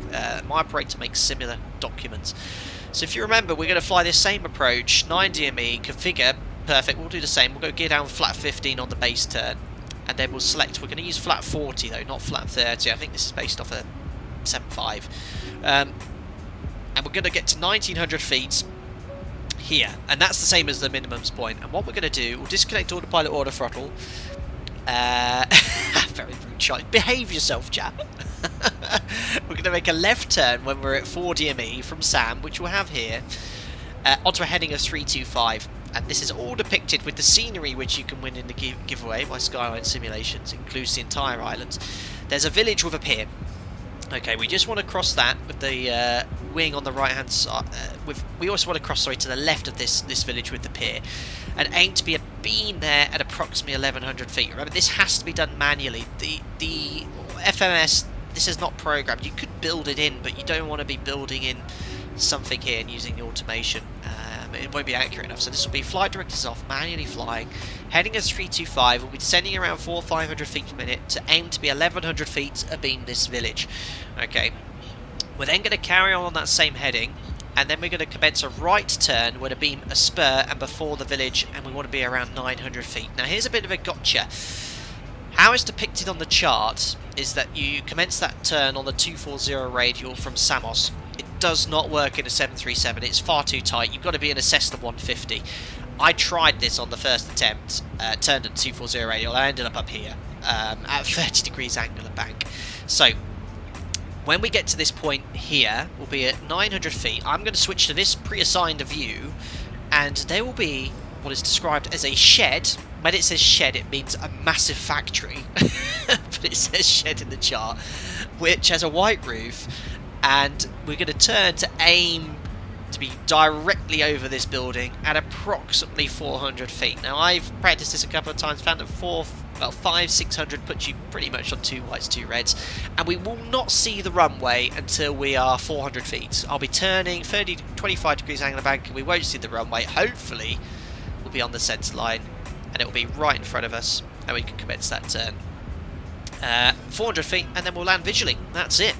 So that is how it should go. Okay. Any problems, as I said earlier, we respect the stabilised approach criteria, which is if at 300 feet we're not flying the right speed, we're descending in excess of 1,000 feet per minute. If there's 4 whites, 4 reds on the pappies, we'll execute the missed approach. Now, just bear with me, because I'm just quoting something of my friend's operator, which had some really useful guidance here. I'd love to show you, I really would, but it talks about bulked landings, and it simply says, if you have to go around, let's imagine at this point here, 300 feet, because we're not high. Now, bear in mind, the flight management computer will not be able to really fly the missed approach for you. On a circling approach, forget the FMS and LNAV. It will not be correct, because it's based, you can only really build something accurately based off you coming straight in. But what we're going to do, if you have to go around, say if I've screwed it up, the turn, or I've got destabilised here, and it simply says, bulked landing, oh, I've just lost the page now.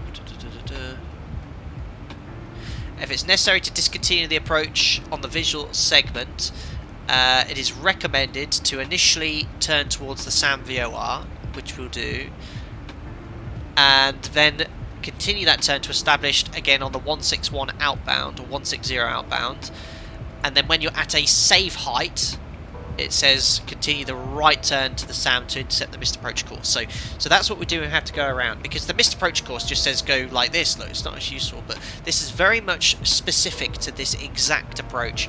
So I have to go around for 09, make a right turn, we'll intercept that outbound, and when at a safe height. So if you're in VMC, okay, you can probably commence that right turn early, but if you're in IMC, you can't see anything, I'd wait until above the MSA, because you don't know what could be there. So I'd go outbound until 5,100, then turn, and then go to the hold at SAM. But that's just one way of doing it based off an operator. There is an NDB there, 375, randomly placed, but that's got an NDB approach, but we won't be using that today. So that is it. I hope that all makes sense. Any questions, drop it in chat. I'll do my best to help you out there. We'll do a look at the landing performance now for runway 09er.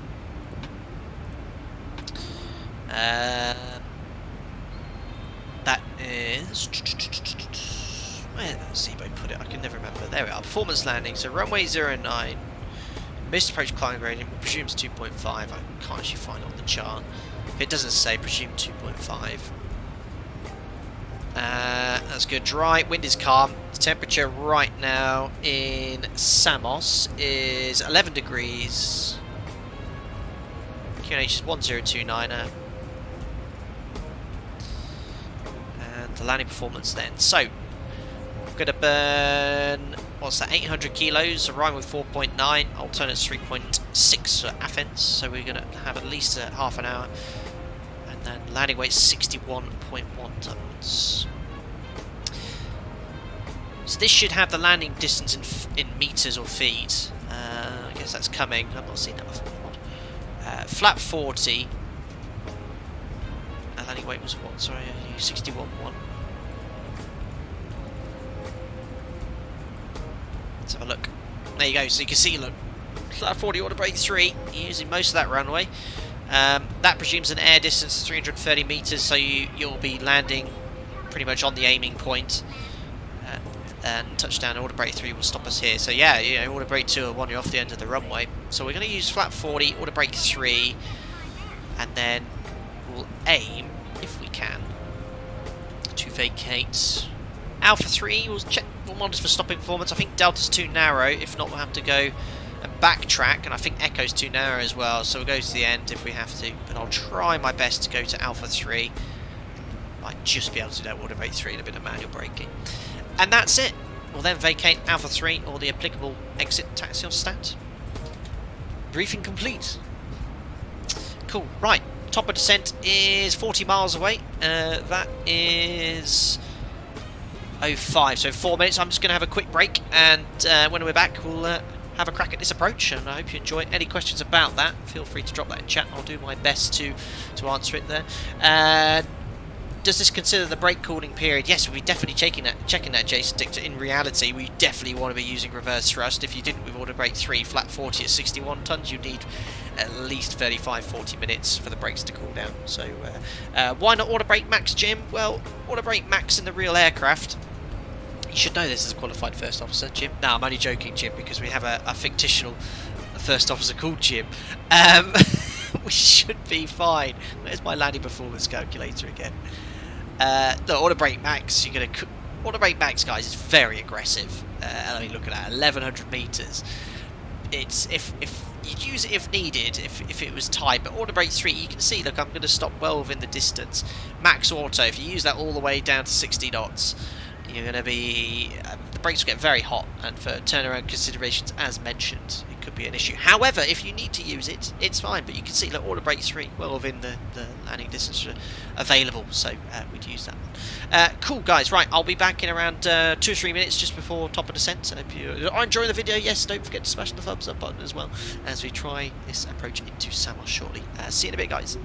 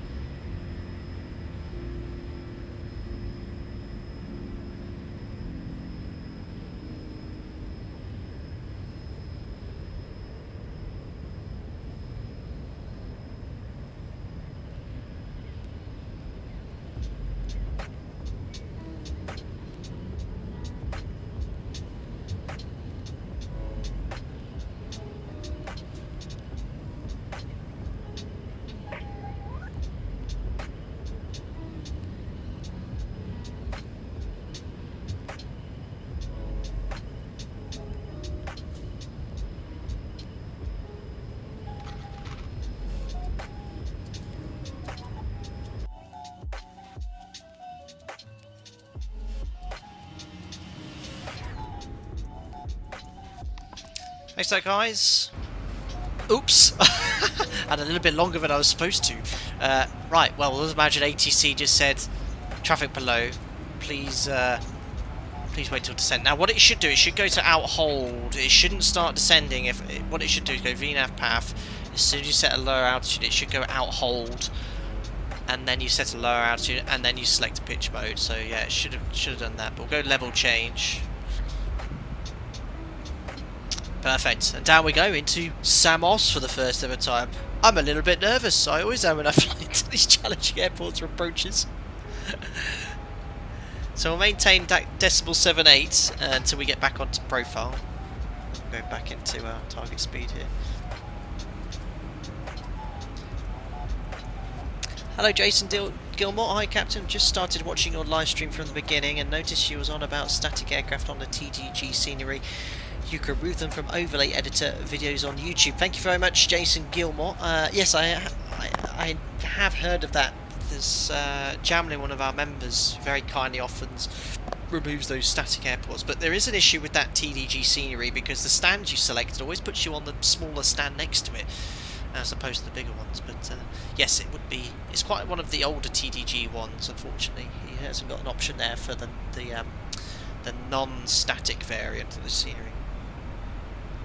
Gilheim, which systems still don't work in ZIBO? Pretty much all the systems, Gilheim, are modelled in some sort of way. Fuel flow and fuel systems are very accurate. The air conditioning system working to the real aircraft as well. Hydraulics, I believe the pressures and the rate at which the gear. I have not put an aircraft into the ground while simming. I've done once, and that was a well, not. It was a silly one really. It was a Seneca. We're flying the Seneca by Caronado, and I did a fly past close to the runway at 100 feet in this view, and then when it switched over, I was like, oh, I'm going to hit the ground. I hit the ground, but I still managed to at least land it. The closest we've come to crashing was the Innie Builds Airbus A300, where a bug caused the aircraft to glitch out, but I still managed to land it with my mouse. An infamous approach. But still to this day, we haven't crashed, and I'll do everything in my power to prevent that from happening. The clouds are blinking, yes. Annoying as it is, it's not much I don't think I can do. That's just an X-plane thing. You can see them flickering away. Mash, genuinely nervous. Yeah, go on me, I've got to do it. Right, back on the profile now, so we can select VNAV. We'll be slightly above the target speeds. We should get drag required here. Doesn't come up.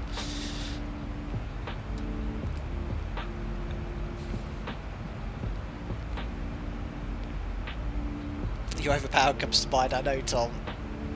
What about your swim off the carrier? That doesn't count, Russell. Trying to land a 737 on an aircraft carrier.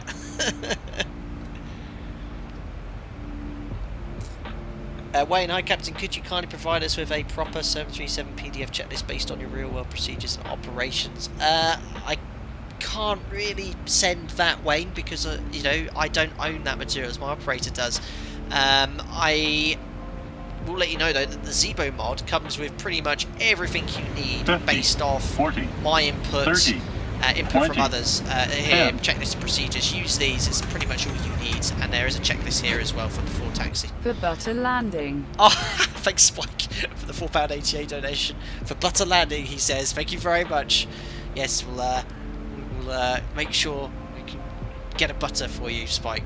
I'll do everything within my power. All the members will know, because I shared it earlier, the test sector, minus 28. A complete fluke. I'm not going to put it off again, but I'll see what I can do.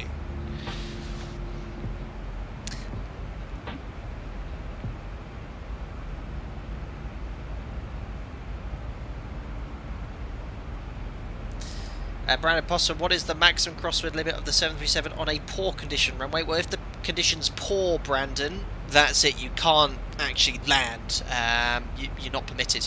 So there isn't really a limit per se. But we do actually, I think they might give you a limit anyway, because you can actually calculate 50, in worst case 40, it's poor. But off the top 30, of my head, I can't remember. 20, 10. But 33 knots for a dry and wet runway, and then as the braking action decreases, it gets worse. So I'm starting flight training soon. Cool. Because you are a 737 pilot, just curious if you... Have any tips or anything that may help me? I really enjoy your content, by the way. Oh, thank you very much, T. Killalay, for your $10. Best of luck with your flight training. That's all I can say at this stage. Because I'm a pilot, can I give you tips or anything? So, my top tip would be, do not genuinely worry about getting stressed out with the exams, with the tests. You will feel like that, but it's well within possibilities of anyone if you put the work into it. Listen to your instructors, the ground instructors and the instructors, because the information they're providing is obviously, I know it sounds all very obvious stuff, but make sure you listen and take the notes down carefully because it is important to you. But most importantly, make sure you enjoy it too, because if you're not enjoying the elements of it, even the ground school, there is a bit of a painful, annoying subject, but make sure you enjoy it. You'll be able to put your work in. The difference I found from flight training and say school was when I was at school, I wasn't perhaps the most attentive student. I was far more interested in things which were not perhaps the best interest. I was geeky enough to be able to enjoy the geeky subjects, but I didn't put the same effort I did, say, putting into flight school. And, you know, flight school I excelled quite well because I put the effort in. I really enjoyed it. So that was it. Enjoy it. That's all I'd say as a top tip. Yeah, and best of luck. Thank you very much for your donation. Cool. Guys, if you just tuned in then, we are in the descent into Samos. We'll be performing the procedural approach onto runway 09, followed by a circle to land, touching down in approximately 15 minutes. Oh, look at that, night bottom queue. Don't forget as well, if you enjoy X-Plane 11 and you'd like to win a copy of this scenery, stick around after landing. I'll be giving away a copy of the Skyline Simulations scenery for Samos.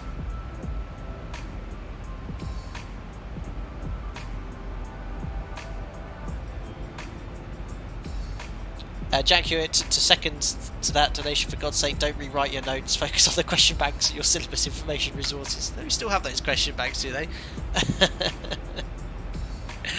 Yes, you can spend a lot of time copying notes, like you're just basically copying into a textbook.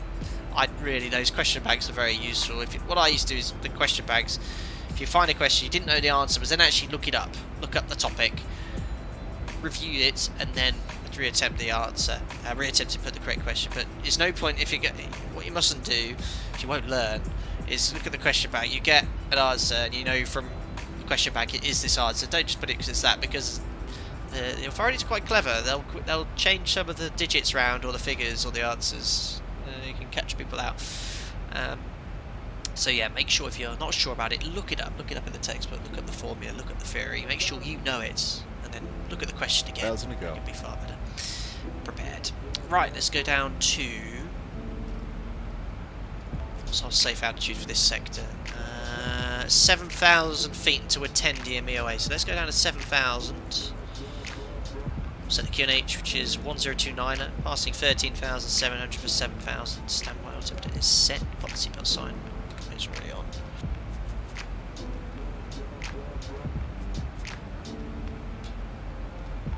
Perfect.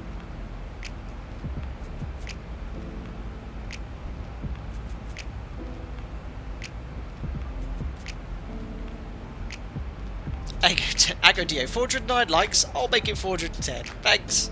Yes, if we get to 500 likes, that'll be a superb number for a stream of this length.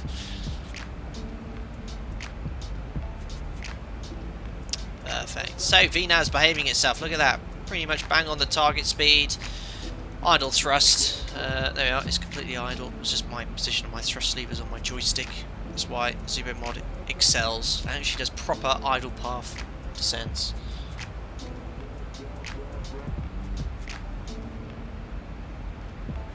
And there is Samos ahead. And this isn't Ortho 4XB, this is the scenery that's included with the Skyline Simulation scenery. You get the entire island in high detail.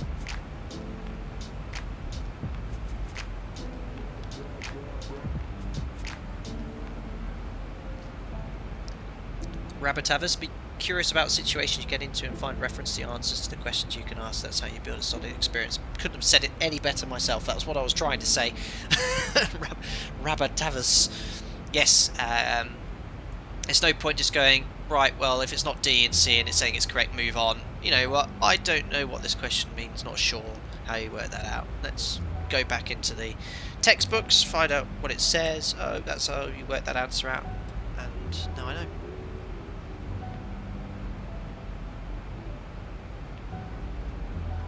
There we are, VNAV's now decelerating to 250 knots. It's one of those charts which doesn't depict the aircraft. But we'll wait until we're 10 DME from SAM. We can step down to 6,000 feet. It's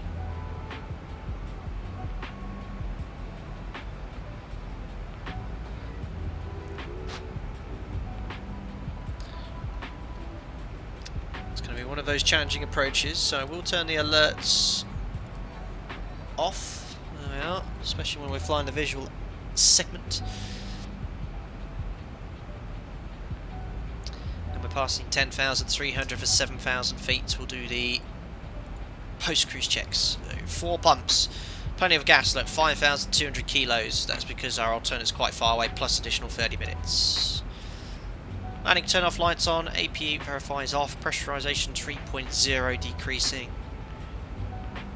Configurations all set, verify seatbelts are on, recall, there we are, post-cruise checks complete.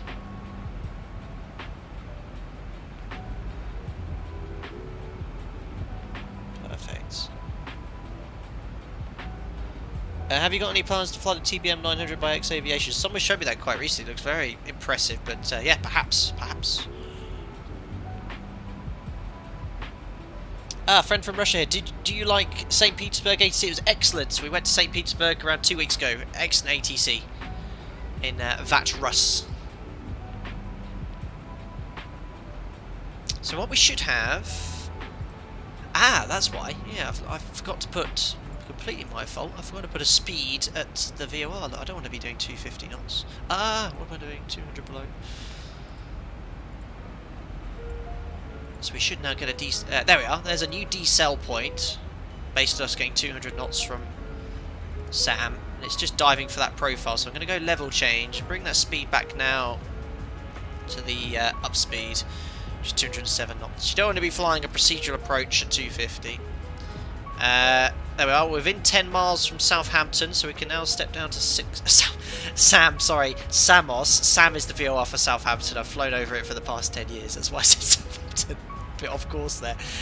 Go down to 6,000. Next step then is entering the approach. I'm going to turn the music off here, make it a little more tense. There we go. Thanks for your donation, whoever that was. The alerts are off. I just saw that. Thanks, Emeric Carr, $5.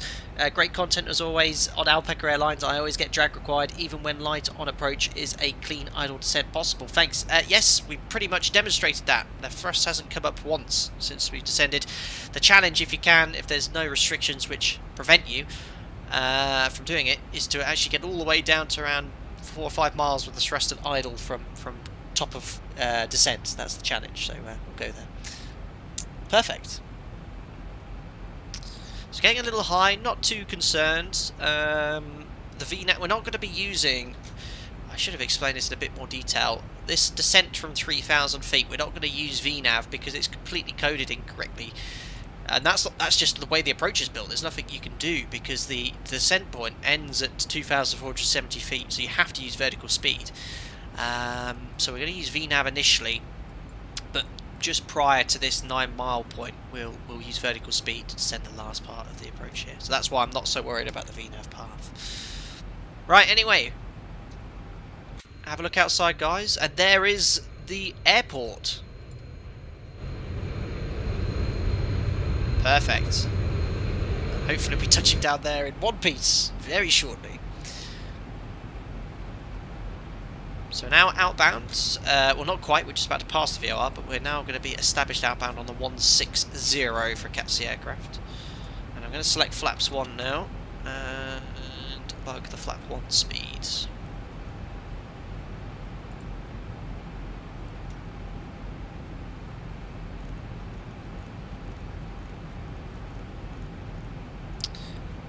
And this is the only way you can approach this runway, runway 09. Or 27.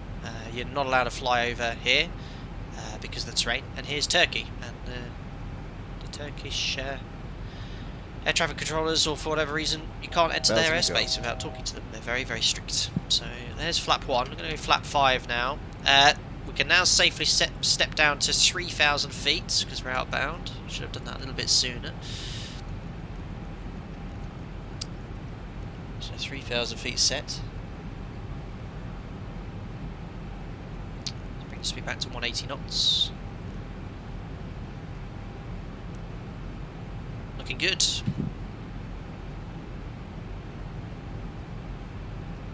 Wheel pants. Is it normal for planes to fly directly over airports? Isn't ATC concerned about traffic? An airport like this, very normal. A lot of airports require procedural approaches like this, and they'll coordinate traffic accordingly. D-space problem is not entering Turkish airspace, problem is exiting it, yes. A lot of, when we fly to Turkey, you have to coordinate with them way before you enter their airspace. It's a little bit more tricky. No ILS, right? Absolutely not this airport. I mean, whoever built this airport, I mean, really needs to have a good long look in the mirror. Why did you put it there? And that's why they had to build this tricky approach. So looking nice. I'm happy here. 180 knots, flap 5. We'll configure gear down, flap 15 on the base turn.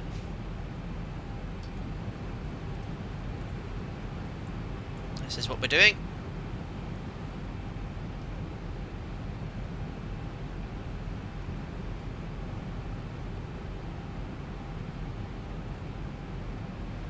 Very good. Oh my, 960 people watching. Will we reach 1,000? Most likely.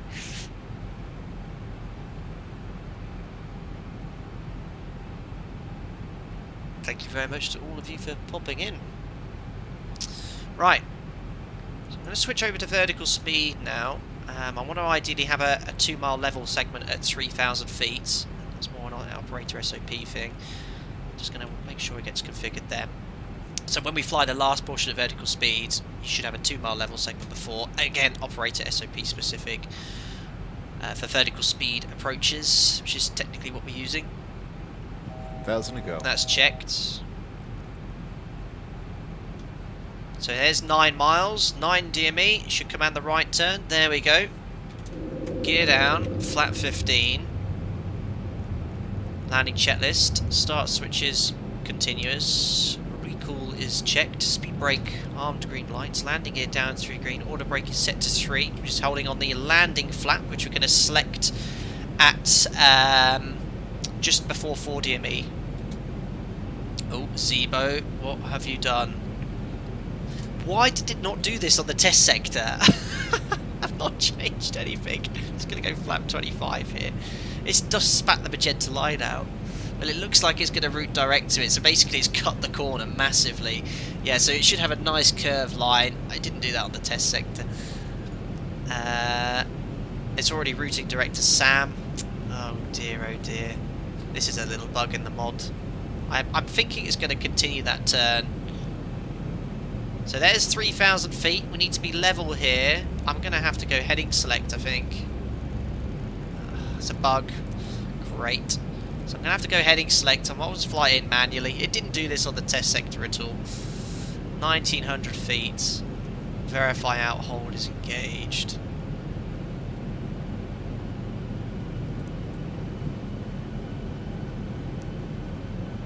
Look at that. Look at that. Heading select. Beautiful. And what I'm going to do is just route direct to Sam. Execute. Go LNAV. And we can use the DME anyway. Just doing it manually like you would in a 737-200. So there's 9 DME. 9 DME. Vertical speed. And I want to aim to be now at 1,900 feet at the 4-mile point here. So what I'm going to do is just increase that vertical speed. There's our altitude. Here's the point at which we're going to intercept the altitude. So I want that right on the green ring here. So I'm just going to put that around 650. All I've got to do is select flap 40, which I'm going to do shortly. Thank you very much, Jacob, for your donation. All alerts are off at the moment. I've just had that come up on the Streamlabs thing. It says topping up the fuel and the bourbon. Thank you very much for your donation. So what's going to happen next then? Just a little bit of a breather. 4 DME. We're going to configure flap 40. Left turn 325, looking for a village with a pier. We want to cross that at approximately 1,300 feet. 1100 feet here, and then at 900 feet we're going to commence a right turn to intercept final. Village with the pier, where are you? Here it is, that's it there. Right, joysticks in position. Whew, I'm all tense, Right, select flat 40, match speed, complete the landing checklist. So flaps, 40-40, green light, and imagine we've got a landing clearance. Checks are all complete. So we're approaching the minimums now. We're going to disconnect autopilot, auto throttle, get rid of the flight directors as well. So here we go. Autopilot's off, auto throttle is off, and flight directors we don't need are recycled. So approaching the minimums. So if you are not visual at this point, you'd have to go around straight into the missed approach. Check.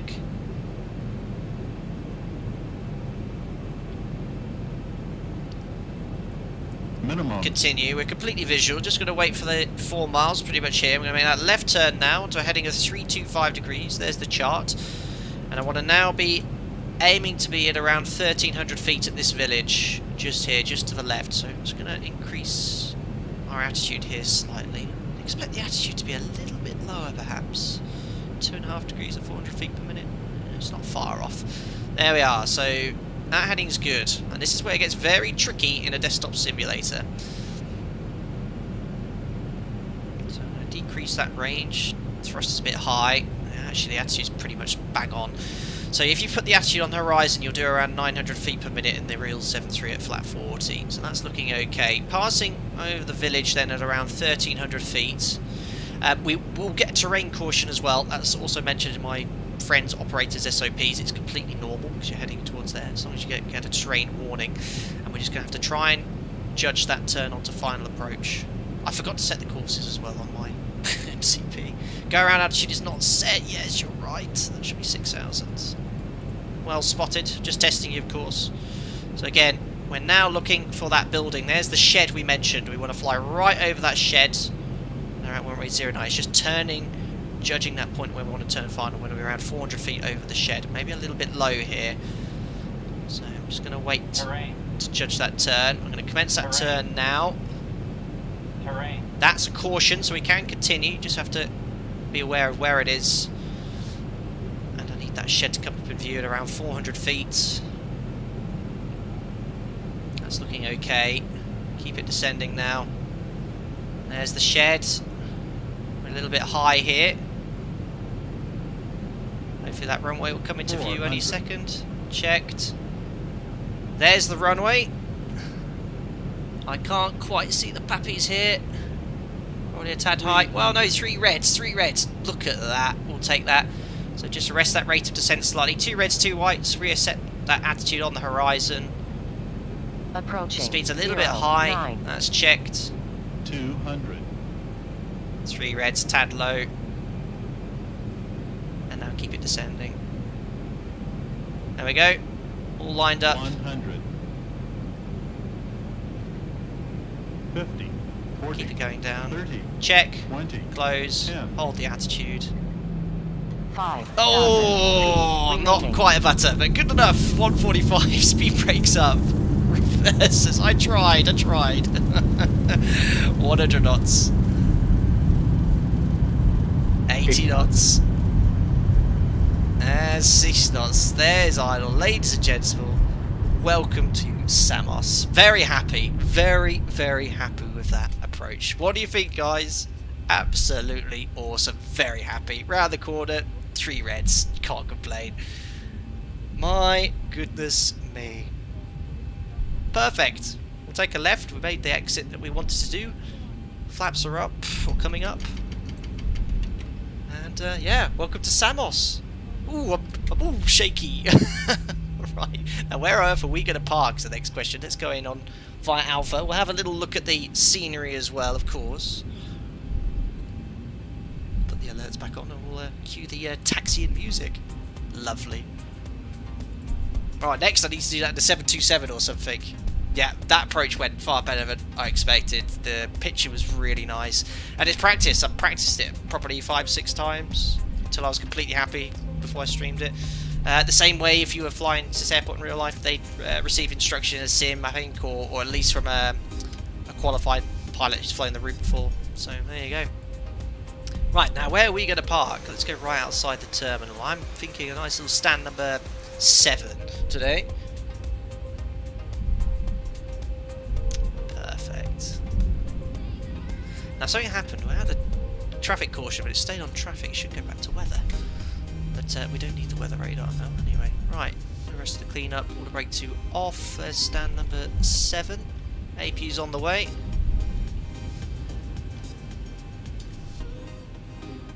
Perfect.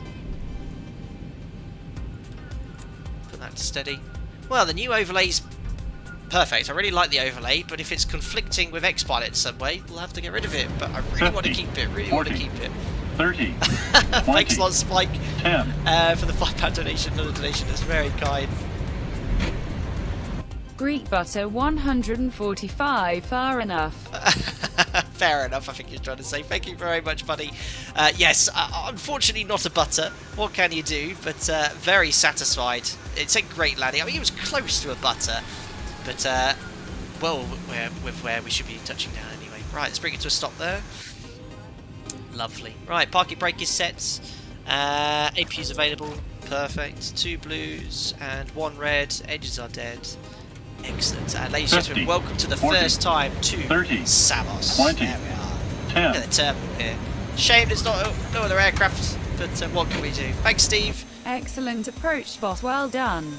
Thanks for all the information. No, you're most welcome, Steve. I hope you're flying an approach into Samos ASAP. It's another challenging airport ticked off from the list. So thank you very much for your continued support, Steve. Very much appreciate the donation as well. Thank you very much. Amazing. What a stream. Let's have a little look at the Comet 6. I was so busy on that approach, there's no possibility of looking at anything whilst flying there. Don't forget, we're about to do a giveaway as well, guys. I need to start flying the ZIBO again, so to the Sky Studios, absolutely. No ILS, right, I saw that one, correct. Over the shed, not into the shed, said plainly. Very good. There's a little bit of stunned silence in chat. But thanks a lot all for the kind words. Oh wow, what a landing. Hard luck on the butter, but good try. Thank you. Yeah, I think it was perfectly acceptable. Tobia said, it was a nice landing. Thanks a lot, guys. Awesome, nice approach. Thanks, Merrick. Very good. But yeah, I mean, everything I showed you guys was to the letter. I think I'm pretty happy that's how it would be flown in real life. Never been here. And I have to say a massive thanks to Pilot Mike, who provided me with all the guides 50, on how to 40, get in here 30, 20, with that approach there, so 10. it's very good. Oh, Abby again. My goodness, buddy. Thank you very much. That was intense. That was Abby. Thank you very much for your donation. It sure was. I'm feeling like it was intense as well. I'm all, ooh, my goodness. But it's very, very enjoyable. Right, yes, giveaway. We are going to do a giveaway. Everyone look at this. Look, giveaway, giveaway. What giveaway? So you've got a chance of winning this simulated version of Samos from Skyline Simulations. I'll give you a copy of this. You get the entire island, so you don't even need to worry about downloading the ortho. Whether you get this island, I don't know, but the entirety of the island is here for you to enjoy. You can take off and land and tour the island in a Cessna. I don't have any ortho here, but the airport itself is very nice as well. 2 approaches, 09, the one we've flown. You can also do 27 over the sea, but I think 09, the one we've just landed on, is the preferred one, even with a tailwind. Terminal, very nice, very highly detailed. I don't often go around looking at the airports we flew into, but as it is for a giveaway, I thought it'd be worthwhile showing. Looks like GTA 5. But yeah, very nice. Very quiet. Actually, probably looks exactly like this at Samos International Airport right now. Sad tie, really. Right, but yes, if you'd like to win a copy of this, what you need to do is put a keyword in chat. Okay, I need to think of a word, alright? But it's going to be very, very simple today. The giveaways are always very simple. I'm just going to type that in to Nightbot. Okay, so giveaway. So yes, please only take part in the giveaway if you have X-Plane 11. There's not much point otherwise. Because the prize is a copy of the scenery for Expert 11. It's case insensitive. That's not the word. So you could use caps or you don't have to use caps. It's completely up to you. All right. Very simple question for you guys. We have landed in Samos. What country are we in? That's all I need you to answer. What country are we in? And you have a chance of winning the scenery. I'll let that spin for a minute or so. Look at you lot. It's not alpaca. It's not case insensitive. It's not sensitive. I just need the country we're in right now.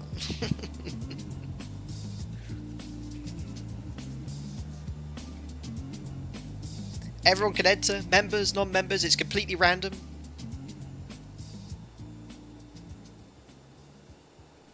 Superb. I think we have some clever clogs this evening.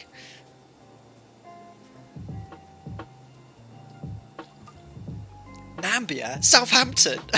Very good, Alan Dawson. No Sim 737 Pi, we're not in Bangladesh. Neverland. Narnia. Perfect. Of course, Samos is in Greece. Perfect. So, if you have put Greece in chat, you have automatically been entered into winning the giveaway. Mariana entered. If she did, Paul, if she wins it, we'll re-roll it. And now it's a chance for me to roll it here. I'll give you guys another 20 seconds just in case you have a slightly slow internet connection. We've been rolling for a minute here. At the moment, Nightbot is saying we have 392 eligible users who could possibly win here. You're more likely to pick a correct card out of a deck of cards than win this, but the odds are far better than some competitions. Right. Perfect. So, the winner of the giveaway is Brett. Brett is the winner. He's a member. Oh no! Sus! Something to do with the fact that 50% of my viewers are members, so thank you very much.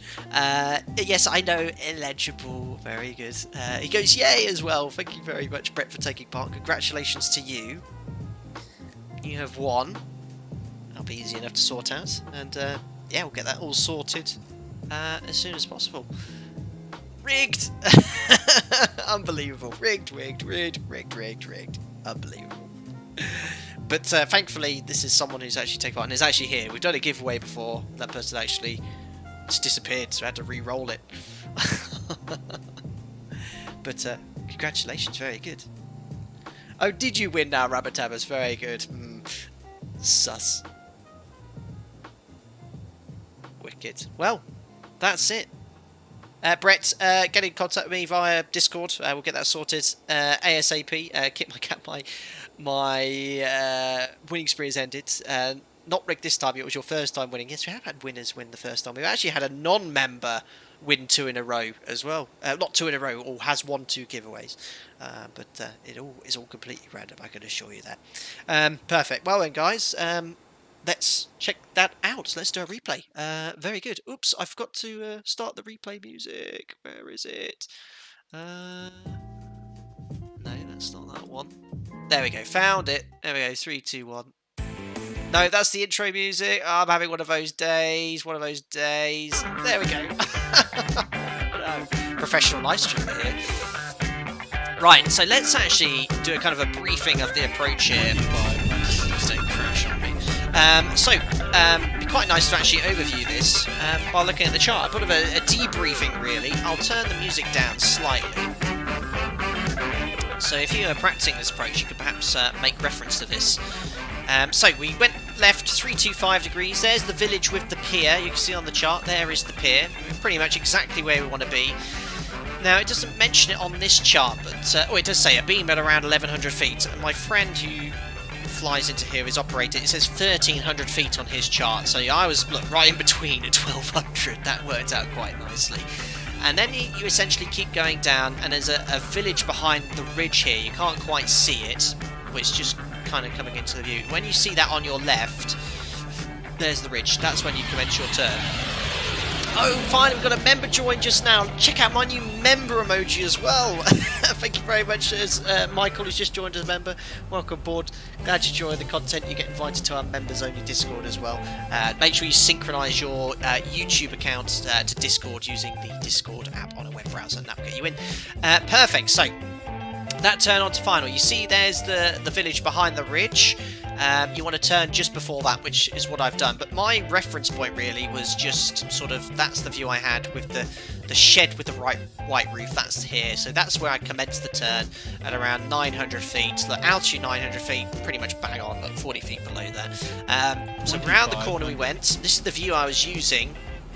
But if you actually have a look from a pilot's perspective, if the captain was flying, this is a captain's only approach, you'd have your head kind of down here, and you'd see the runway now, and you'd see the pappies, and you'd also have the first officer advising if he saw anything there. But at that point, all I was doing was keeping around 700 feet per minute, kept the attitude right on the horizon. If you keep the attitude on the horizon, that gives you an acceptable rate of descent.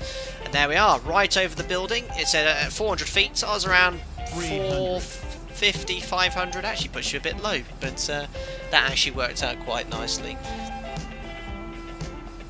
Perfect. Imagine the guy taking down his shed. No one could land in Samos. That's a good point, Deep Space. Yeah, it would be like, where's that massive factory gone?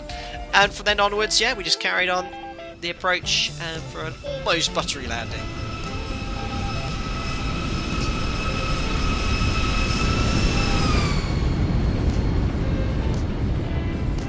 There's the check. It was so close to being a butter. It was also very close to being a hard landing as well. Look at that. So I checked at the right height. Whoa, if it was literally, if I checked 3 feet higher, 2 or 3 feet higher, not even that, I reckon it would have been a smooth as. Let's do one more.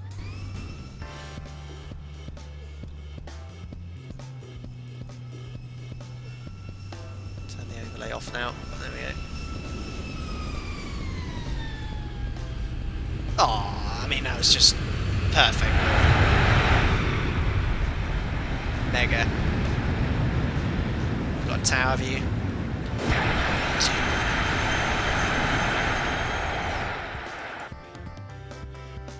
That's how it looked from our Greek friend in the tower. Wonderful.